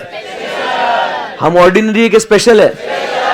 तो हमको निकालने के लिए कौन सा रेजोल्यूशन लगेगा? Because this is not an ordinary matter ना। इसलिए स्टार्टिंग में इतना जो ज्ञान दिया ना आपको, हम सीए, हम ऐसा है, वैसा है, वो फील होना चाहिए मालिक। बराबर। तो members will then pass which resolution मेरा बच्चा? So members will pass a special resolution. बराबर के नहीं? So members will pass a special resolution with in how many days? Within 60 days from the date of approval. ध्यान दो, from the date of approval. And जब ये SR पास हो जाएगा उस समय पे ऑडिटर बोलेगा चलो चल भाई जाता, अब बेइज्जती सहन नहीं होती, अब जाता है। तो ये ट्रिपल लेयर टेस्ट हो गया उसका। पहले कौन? बोर्ड ऑफ डायरेक्टर्स, फिर कौन? सेंट्रल गवर्नमेंट, फिर कौन? मेंबर्स। जमी बात? पक्की बात है एकदम? Yes sir. किसी को कुछ क्वेरी, कुछ डिफिकल्टी हो तो बता दो। ऑब्वियसली ना, इसलिए तो पढ़ाया ना भाई। वो पूछता सर ये प्रोसेस फॉलो करना पड़ेगा ना, डायरेक्ट तो मेंबर्स ने, ये तो इस सेक्शन का फायदा क्या? फिर येड़ा है कह रहे थे। सवाल पूछो बट कुछ तो मतलब कुछ तो रख वजन क्वेश्चन में। चलो डन है क्या दोस्तों? वापस एक बार बोल दो। प्रोविजन सेक्शन नंबर कौन सा है? इजी है ना, समझा ना? एक बार समझने का, पढ़ने का, अच्छे से याद हो जाएगा उसको। सेक्शन नंबर कौन सा? 140 सबसेक्शन 1। किसकी बात करता है ये?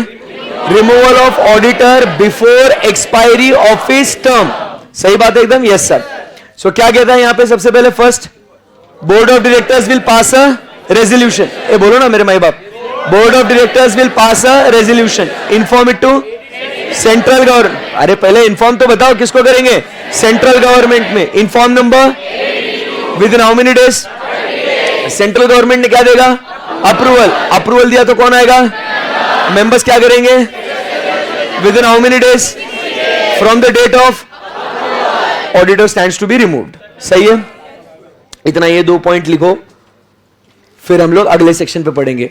Immediately back to back section का हैमरिंग करेगा ना, दिक्कत हो जाएगी. सॉन्ग वोंग नहीं, समझ के लिखो. अरे ये ताजमहल का कहां लोड ले रहे हैं? क्या ये तो ये क्या है? ये कुछ भी नहीं है.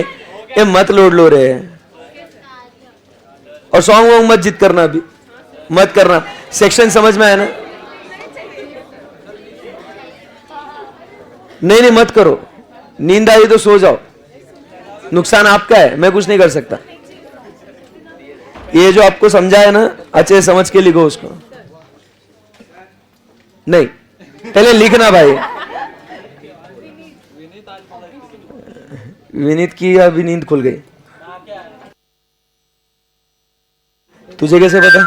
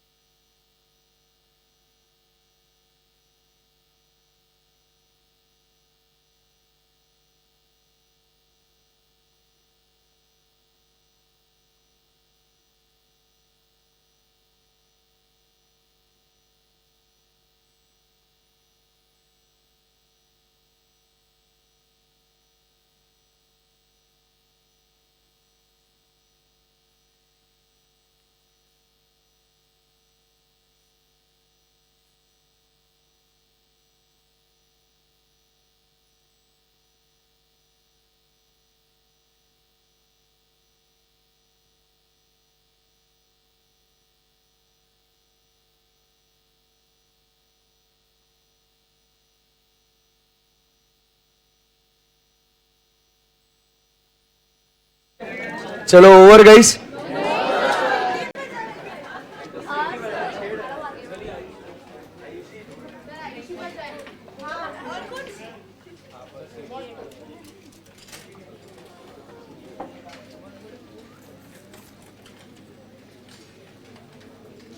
बच्चा पूछता सर ताजमहल के केस में रतन टाटा वाज क्लाइंट क्या?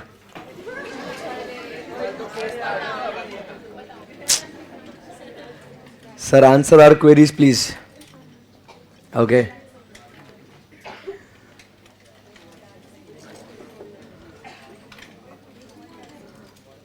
Audit committee can give recommendation for removal क्या? हाँ बेटा.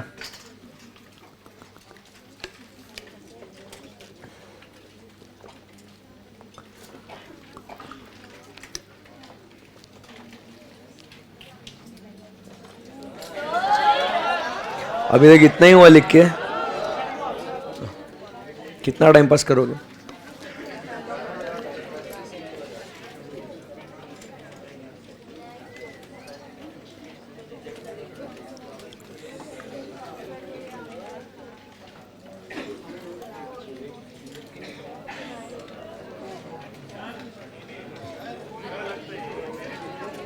क्या हुआ? ये लिख लो, एक बार पूरा कंप्लीट करो, फिर डाउट्स को डिस्कस करते हैं.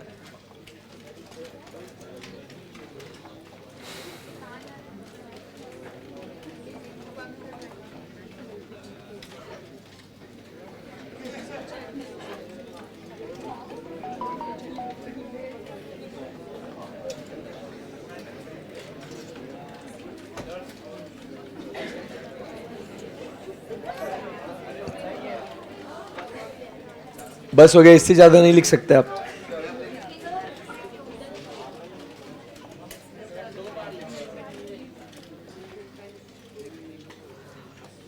सो स्क्रॉल डाउन नहीं होता है, स्क्रॉल अप होता है रे. स्क्रॉल डाउन, डाउन ऐसा होता, अप ऐसा होता.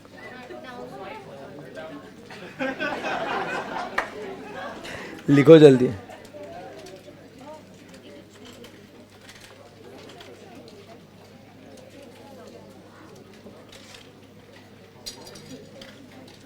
लकी गुप्ता जी पूछते sir in 140 subsection 4 auditor can't be removed in between 3 and 4. ढोकले 3 and 4 में निकालना है तो 140 सबसेक्शन 1 इस्तेमाल करेंगे ना. 4 तो अभी पढ़ाऊंगा ना. ये लड़ाई करे. If member disagree for removal then same auditor will do auditing. Obviously yes. अगर मेंबर ने स्पेशल रेजोल्यूशन पास नहीं करा तो वही ऑडिटर कंटिन्यू करेगा ना. मतलब आप क्वेरी क्या, मतलब थोड़ा तो सोचो ना. वो ऑब्वियस है ना रे उसका आंसर. ऐसे क्या कर रहे हैं.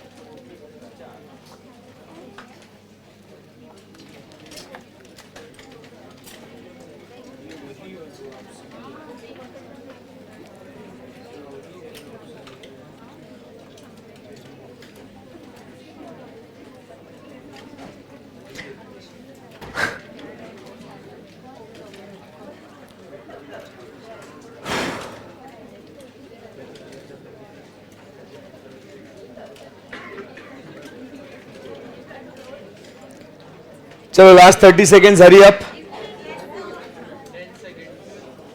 डन.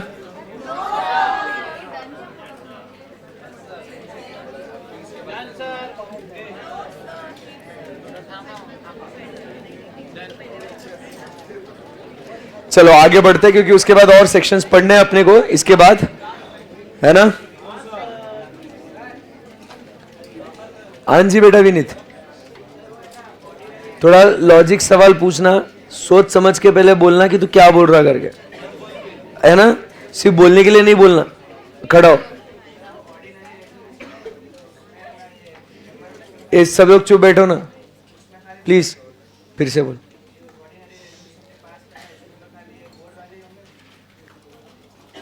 किधर, कौन सा रेजोल्यूशन. बोर्ड रेजोल्यूशन में.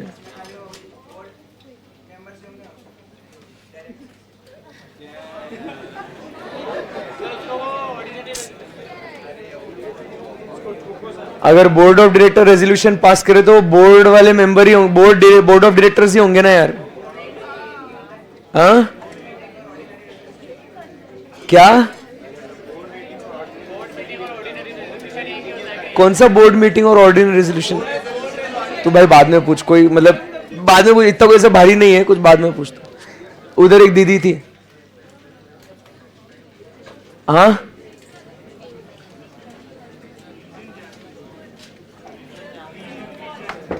क्या पूछना चाहते हो. रीजन कुछ भी हो सकता है. वो कॉम्पिटेंट नहीं है, उसके पास रिसोर्सेज अवेलेबल नहीं है, टाइम नहीं है उसके पास, कुछ भी रीजन हो सकता है. वो रीजन जस्टिफाइबल होगा तभी निकाल सकते हैं उसको. रीजन कुछ भी हो सकता है, ठीक है ना. किसी को निकालने के लिए मतलब वो काम अपना परफॉर्म नहीं कर रहा ठीक से. कैसे कॉम्पिटेंट नहीं तो डिस्क्वालीफाई होगा. कॉम्पिटेंट मतलब उसको वो काम करने को आ ही नहीं रहा है, तो वैसा ही होता है कॉम्पिटेंट का मतलब. What chop. चलो let's go ahead now. Control everyone.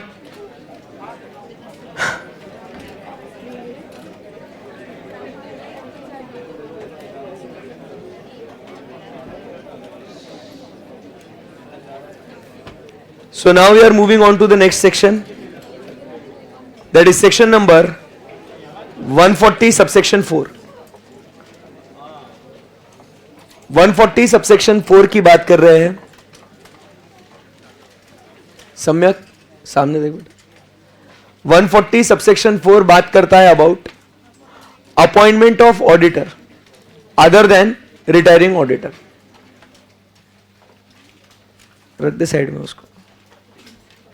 Appointment of auditor other than retiring auditor, इसकी बात हो रही है. अभी प्रोविजन के ऊपर पूरा पूरा ध्यान देना, फिर से कह रहा हूं लिखना मत अभी, अभी पूरा ध्यान अपना कहां होगा, समझने पे। नाउ ट्राई टू अंडरस्टैंड, हम लोग ऑडिटर को कहां निकाल रहे हैं सुजल, हम लोग ऑडिटर को कहां निकाल रहे हैं अभी, एनुअल जनरल मीटिंग में, सही है। सो मेरा बच्चा प्लीज एक ही बार ध्यान देना। सो हम यहां पे देख रहे हैं this is what is annual general meeting. अब ये जो सेक्शन है इसके अंदर क्या दिया गया है, क्या हुआ,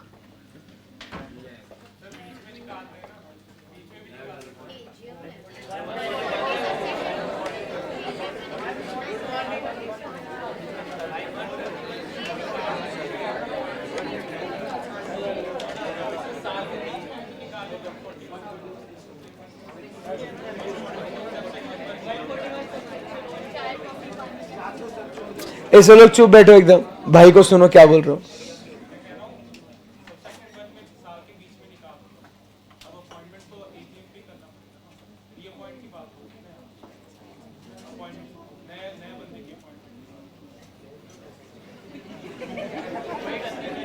अरे उसको बोलने दो, मैं सुन रहा हूं आराम से, तू ये सबको इग्नोर कर। किसको, 140 सबसेक्शन 1 में, सबसेक्शन 2 कहाँ आया, 4 आया, 4 अलग है, इसलिए आपका ये कंफ्यूजन ना हो, इसीलिए ये कब एप्लीकेबल होगा और ये कब एप्लीकेबल होगा ये समझा रहा हूँ। भाई अगर यहाँ पे इसको बीच में अगर निकाल रहे मेंबर्स एसआर पास करके उसको निकाल देते हैं 140 सबसेक्शन 1 में, तो उसी मीटिंग में किसी दूसरे ऑडिटर को अपॉइंट कर देंगे ना वो लोग, सही है ना। इस सेक्शन में अभी है हम, अब वो पढ़ाऊंगा ये सेक्शन और ये सेक्शन बाबू, ओके टेंशन नहीं, चला कंसंट्रेट करो। अब ये एनुअल जनरल मीटिंग है, ये एनुअल जनरल मीटिंग में अपने को निकालना है, मतलब 4th एनुअल जनरल मीटिंग में निकाल रहे हो उसको। ऐसा पूछना मत सर सिर्फ 4th में निकालना होता है तो ऐसा ये होता है क्या सेक्शन, भाई डेंजर पब्लिक है। मतलब सर अगर 3rd में निकालना हो तो कौन सा सेक्शन लगेगा, ऐसा पूछने का नहीं मेरे को, ठीक है ना। ओ दीदी कंट्रोल करो ना, आपस में बातें मत करो। और तेरा आज के बाद अगर तू मेरे को टाइम पास करते वक्त दिखी छोरी तो तू ध्यान रख, तो नहीं फिर देख मुझसे बुरा कोई नहीं होगा। तो अब हमको एनुअल जनरल मीटिंग में निकालना है, क्लियर है एकदम, ओके। प्रोसीजर को समझो, इस एनुअल जनरल मीटिंग के पहले, इस एनुअल जनरल मीटिंग के पहले कंपनी बनाएगी एक स्पेशल नोटिस। क्या बनाएगी, समझते हो special notice? Special notice is given by those members who has got more than 1%, 10 नहीं, 1% ऑफ इक्विटी, वो लोग एलिजिबल होते हैं फॉर स्पेशल नोटिस। ये लॉ में पढ़ा हुआ है, लॉ ही पढ़ रहे हैं, बात एक ही है। तो वो लोग स्पेशल नोटिस देंगे, उसके अंदर लिखेंगे ऑडिटर तेरे को जाना पड़ेगा, ऐसा वैसा नोटिस के अंदर लिखेंगे। ये स्पेशल नोटिस किसको दिया, ऑडिटर को। तो ये स्पेशल नोटिस हमने ऑडिटर को दिया, दिया। अब ऑडिटर साहब को जैसे ही ये स्पेशल नोटिस मिला, भाई बहुत इमोशनल हो गए, दर्द हो गया, हर्ट हो गए, सब हो गया उनको। तो उस रात वो 4 बजे तक रोया, वो बहुत रोया। वो आपको पता है कैसे रोया, नाक से भी रोया वो, इतना रोया। बहुत रोया।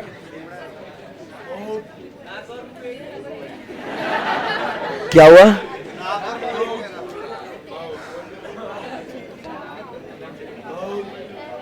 तू इतना टेंशन क्यों? तेरे को साफ थोड़ी करने जाना है तू।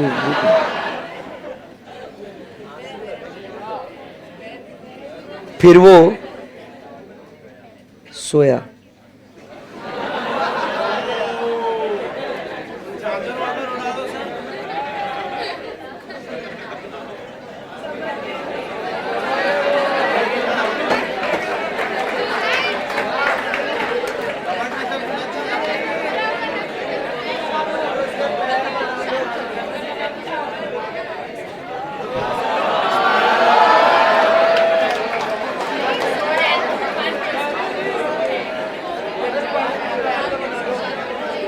सोया हो, ओके।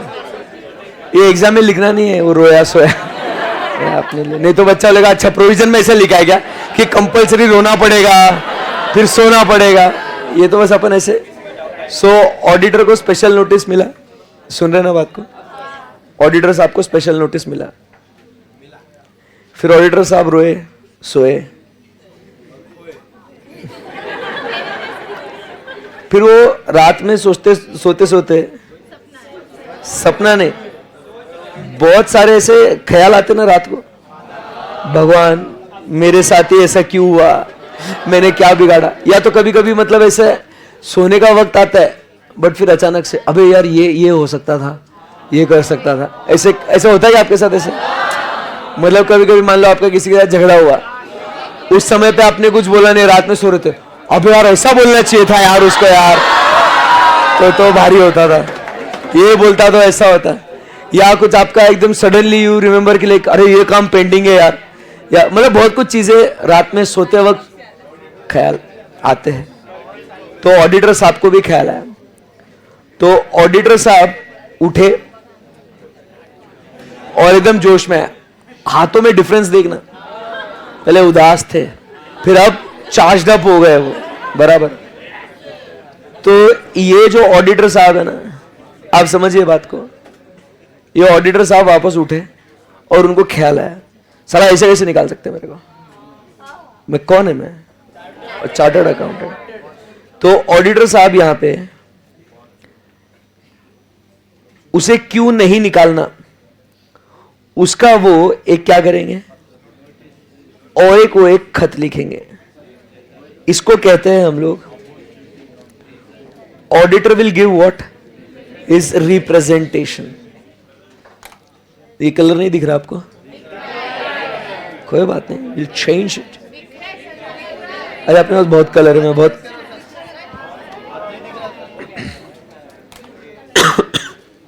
तो ऑडिटर साहब क्या करेंगे, अपना एक रिप्रेजेंटेशन देंगे। तुम प्रोविजन को समझो, ये प्रोसीजर है। Section 140 subsection 4 lays down the procedure in which the auditor will be removed and then in place the new auditor will be appointed. तो क्या हुआ, ऑडिटर साहब जो है ना वो रिप्रेजेंटेशन देंगे कि मेरे को मत निकालो करके। मतलब क्या निकाल रहे हो मेरे को, मैं आपका पूरा काम इतना अच्छे से कर रहा हूँ, I have completed my entire work on time and ऐसा वैसा, and if given an opportunity I would like to continue. ऐसा इज्जत में बोलेगा वो, ऐसा नहीं सालो तुम कौन होते मेरे को निकालने वाले हो, हाँ तुम्हारे से बहुत आए बहुत गए, कितने क्लाइंट है मेरे पास, तुम कोई बड़ी बात नहीं है, हाँ। तो ऐसा नहीं करने का, इज्जत में we have to maintain that you know status, dignity, respect सब रखने का। तो auditor will prepare what is representation as to why he should not be removed, and this representation was what the auditor has prepared, correct है ना, will be circulated along with notices to annual general meeting। आई बात समझ में? ये notice तो annual general meeting के साथ circulate किया जाएगा। जैसे आपको पता है ना, जनरल मीटिंग के पहले हम लोग notice to annual general meeting देते हैं 21 डेज प्रायर। उसके अंदर हम लोग एजेंडा, क्या बिजनेस मैटर डिस्कस करने वाले, वो सब लिखा हुआ होता है। तो सेम वे में जब स्पेशल नोटिस के माध्यम से मेंबर्स को ये बात पहुंच गई थी कि हम किसी और ऑडिटर को अपॉइंट करने का सोच रहे हैं 4th एनुअल जनरल मीटिंग में, not necessarily 4th, example, yes. तो उस केस में उनको रेजोल्यूशन पास करने के लिए भी कुछ इंफॉर्मेशन चाहिए. सो auditor has got an opportunity of being heard through what, his representation. तो उसको क्या कहना है, बराबर कि नहीं, उसको क्या कहना है, वो जो उसने लिख के दिया है उसका भी कॉपी क्या होगा, it will be circulated along with the notice to annual general meeting. तो मेंबर्स जब वो एजेंडा पढ़ेंगे, उस एजेंडा के साथ साथ वो ऑडिटर का क्या कहना है वो भी वो लोग पढ़ेंगे. फिर जब मीटिंग होगी ना तो उन्हें रेजोल्यूशन पास करने में आसानी होगी. आई बात समझ में आपको? Yes sir. So this will be circulated along with the notice to annual general meeting. But अब यहां पे क्या हो सकता है, the company may fail to circulate. The company may fail to what? Circulate this representation given by the auditor because of two reasons. दो reason कौन से हो सकते हैं? एक तो it was the company's default, जानबूझ के नहीं भेजा, जानबूझ के नहीं भेजा, it was company's default, और it was received too late. Too late मतलब क्या? हमारे नोटिस चले गए थे, उसके बाद भाई का रिप्रेजेंटेशन आया ना. दो रीजन हो सकते हैं, एक तो it was the company's default और it was received too late. In that case auditor को कोई टेंशन नहीं है. ऑडिटर क्या करेगा? Auditor will read, he has a right to attend what, annual general meeting. So auditor क्या करेगा? अगर फेल हो गए ना कोई टेंशन नहीं, यहां पे ये इसको एनुअल जनरल मीटिंग में मेंबर्स के सामने क्या करेगा, ये इसको रीड कर लेगा.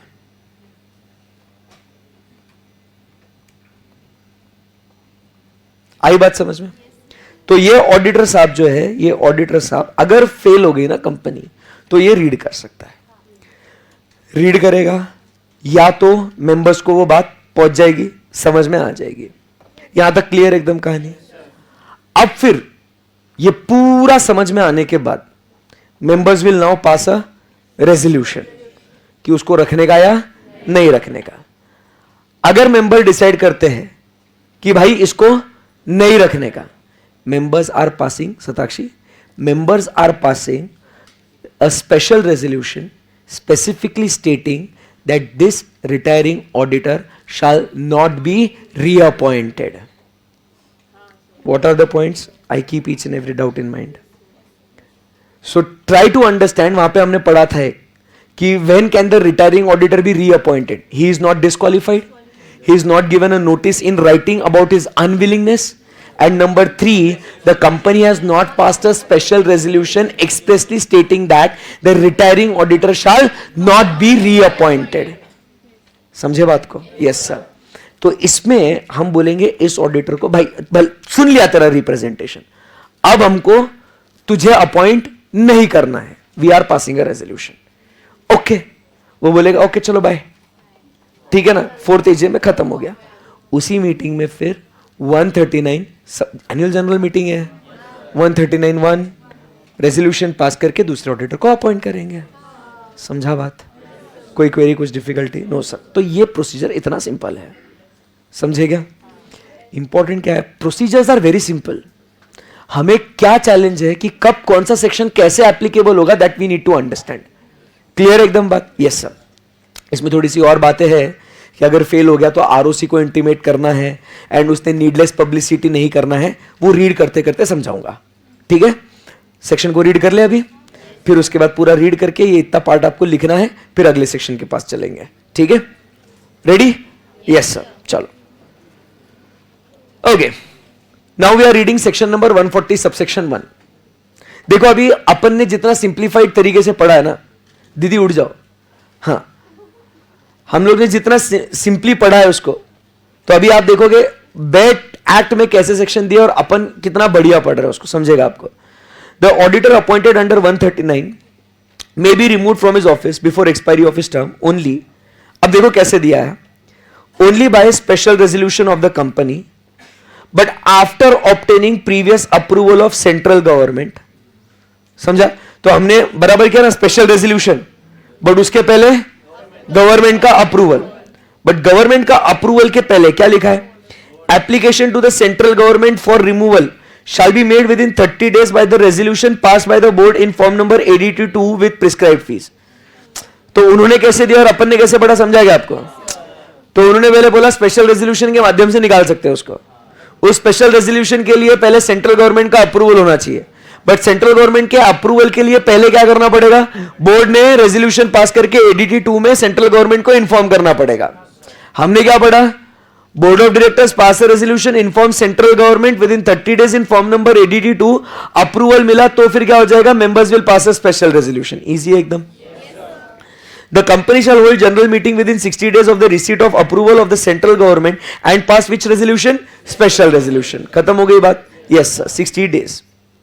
Note for removal before expiry of the term, the auditor concerned shall be given what? An opportunity of being heard. उसको भी कहने सुनने का मौका मिलना चाहिए. This is the fundamental right which our constitution gives us. Appointment of auditor other than retiring auditor. Try to understand. क्या लिखा हुआ है? Section 140 subsection 4 lays down what? A procedure. So what we studied was what? A procedure to appoint an auditor other than retiring auditor who was removed. So we want to appoint another auditor in place of the auditor who was removed. Where he was removed? In the annual general meeting. Clear एकदम बात? Yes sir.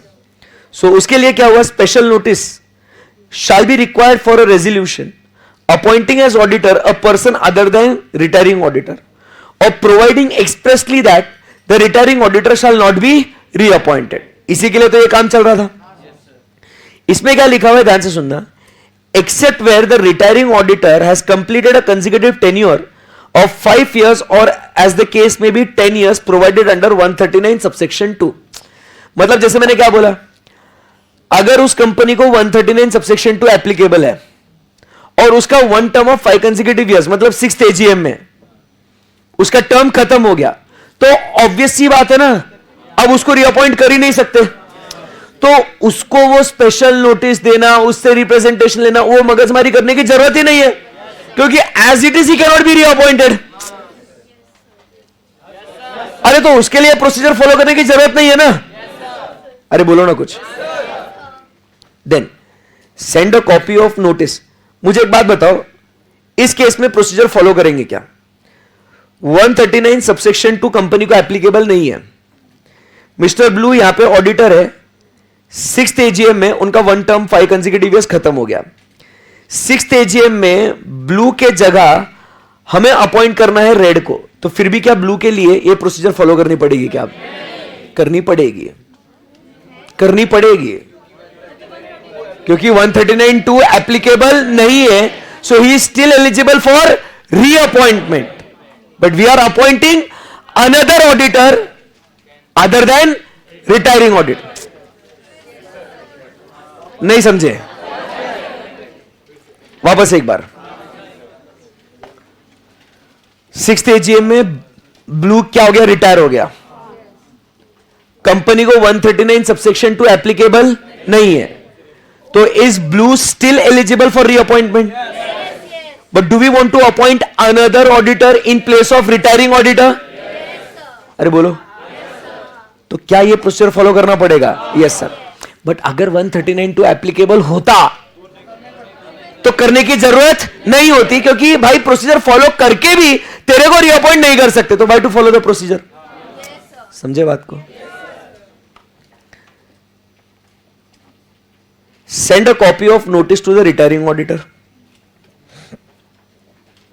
When notice of such resolution and the retiring auditor makes in respect to thereto representation in writing to the company and request its notification. Notification मतलब public be notified, मतलब be made aware. Notification to the members of the company. The company shall, unless the representation is received too late for doing it so, in any notice the resolution given to members of the company, state the fact that the representation has been made and send a copy of representation to every member of the company to whom the notice of the meeting is sent. तो मैंने क्या बोला? Circulate it along with the notice to annual general meeting, whether before or after the representation of the company. And if a copy of the representation is not sent, because it was received too late or because of the company's default, the auditor may, without prejudice to the right being heard orally, require that the representation be read out in the meeting. सही है एकदम? अब आगे. Provided if the copy of representation is not sent, then it shall also be filed with the registrar. ROC के पास वो एक copy file करना पड़ेगा. आगे. If the tribunal is satisfied on an application either from the company, tribunal is satisfied on the application either from the company or the aggrieved person that the rights conferred in this subsection are being abused by the auditor. The rights being abused by the auditor. मतलब क्या है? Abuse मतलब गलत फायदा उठाना. अब rights being abused मतलब अपने अधिकार का गलत फायदा उठाना is called as rights being abused. जैसे कि जब वो रिप्रेजेंट कर रहा है ना, तो वो कंपनी को डिफेम कर रहा है, वो अपनी वाहवाही कर रहा है. He is blowing his own trumpet. खुद के मुंह मियां मिट्ठू अपनी खुद की तारीफ करा रहा. मेंबर्स के सामने जब रीड कर रहा ना वो, तो वो क्या कर रहा, पब्लिक एट लार्ज में अपनी तारीफ करा रहा है वो. Chartered accountants can not do all this activities. Chartered accountants public में अपनी वाहवाही नहीं कर सकते हैं. It acts as solicitation. बराबर. And institute of chartered accountants prohibit such solicitation. आपने कभी सीए का बड़ा बड़ा बोर्ड देखा क्या? सीए का एडवर्टीजमेंट देखा क्या? फोन आए क्या आपको सीए के ऑफिस से? एक बार तो हमारे पास रिटर्न फाइल करके देखिए. CS are not allowed to do this.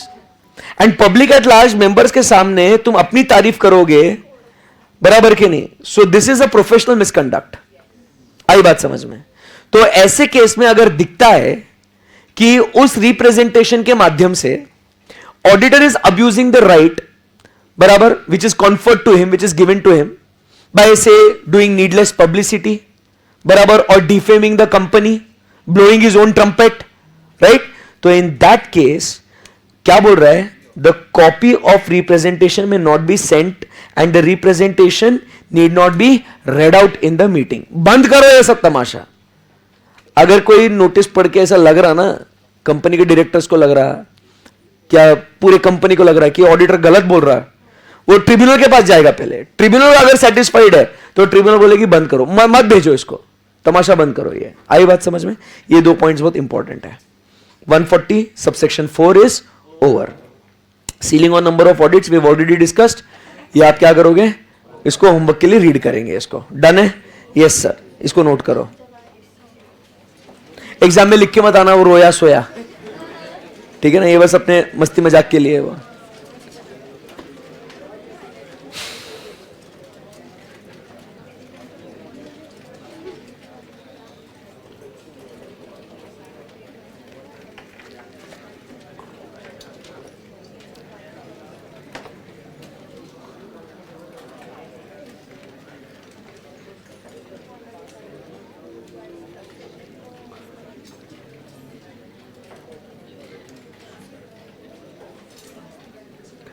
चलो अच्छे से लिखो, फिर एक सेक्शन और पढ़ना अपने को.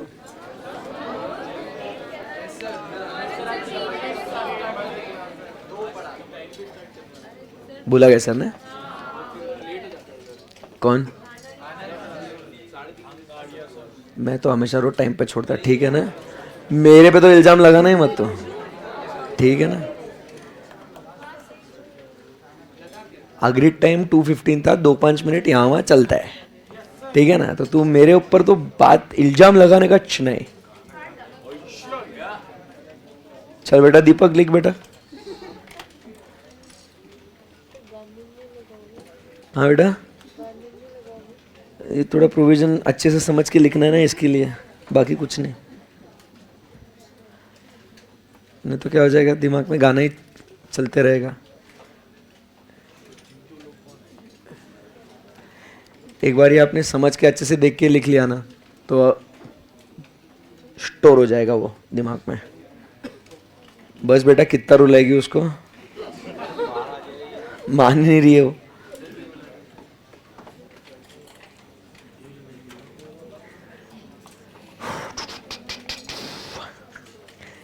जिनके पास बुक्स नहीं है लाइव स्ट्रीमिंग वालों, वो लोग कंपनी ऑडिट का पीडीएफ भी इंस्टीट्यूट के वेबसाइट से डाउनलोड करके आप उसमें से भी पढ़ सकते हो, एग्जैक्टली सेम है, कोई ऐसा टेंशन वाली बात नहीं है।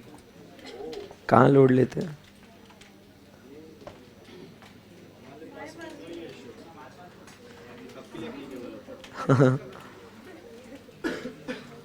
हाँ जी बेटे, किधर कौन? हाँ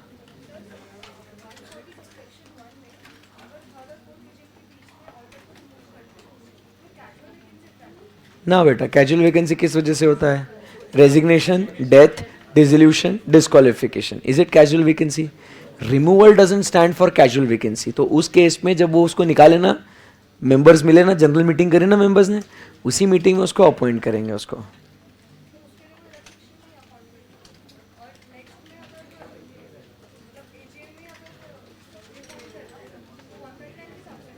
हाँ 139(1) के हिसाब से करेंगे।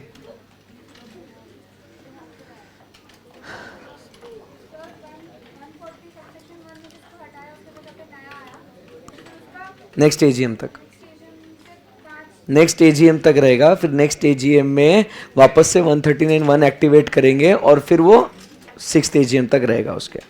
ओके ओवा, चलो हरी अप, बोलो बेटा। गवर्नमेंट कंपनी तो क्या वो AGM to AGM, AGM to AGM चलेगा, तो सेम प्रोसीजर है। बट उस समय पे फिर मेंबर्स करेंगे, फिर वो उसका टेन्योर एजीएम तक रहेगा और फिर एजीएम में वो उसका टेन्योर खत्म हो जाएगा, फिर विद इन 180 डेज सेम, ये दोनों के लिए सेम है वो 140 सबसेक्शन 1, बीट गवर्नमेंट और नॉन गवर्नमेंट।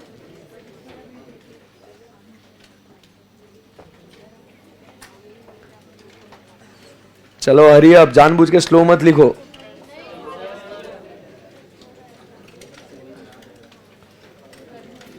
कॉन्फिडेंस आ रहा है क्या सेक्शंस में?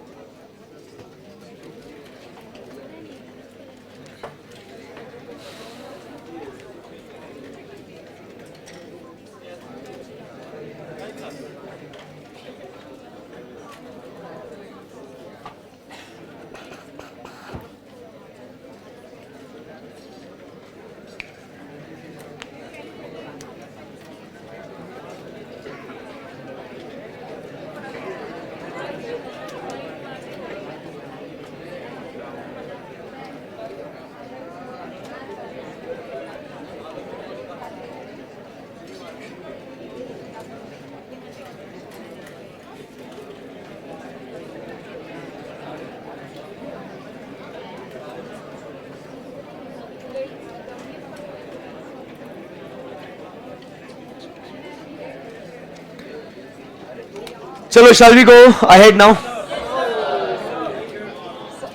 चलो डन है सबका। सीलिंग और नंबर ऑफ ऑडिट्स घर पे पढ़ के आओगे। एक मिनट रुक जा। फिर उसके बाद टैक्स ऑडिट का भी हमने सीलिंग पढ़ लिया था, इफ यू रिमेंबर। कितना था टैक्स ऑडिट के लिए? 60। ठीक है, अब सब लोग ध्यान देना। हाँ हाँ बस नहीं पढ़ा रहा भाई, मेरे को भी समझ रहा। अब जो कल हम लोग पढ़ने वाले, बता रहा हूं कल का सेशन बहुत इंपॉर्टेंट है, बिल्कुल भी मिस मत करना।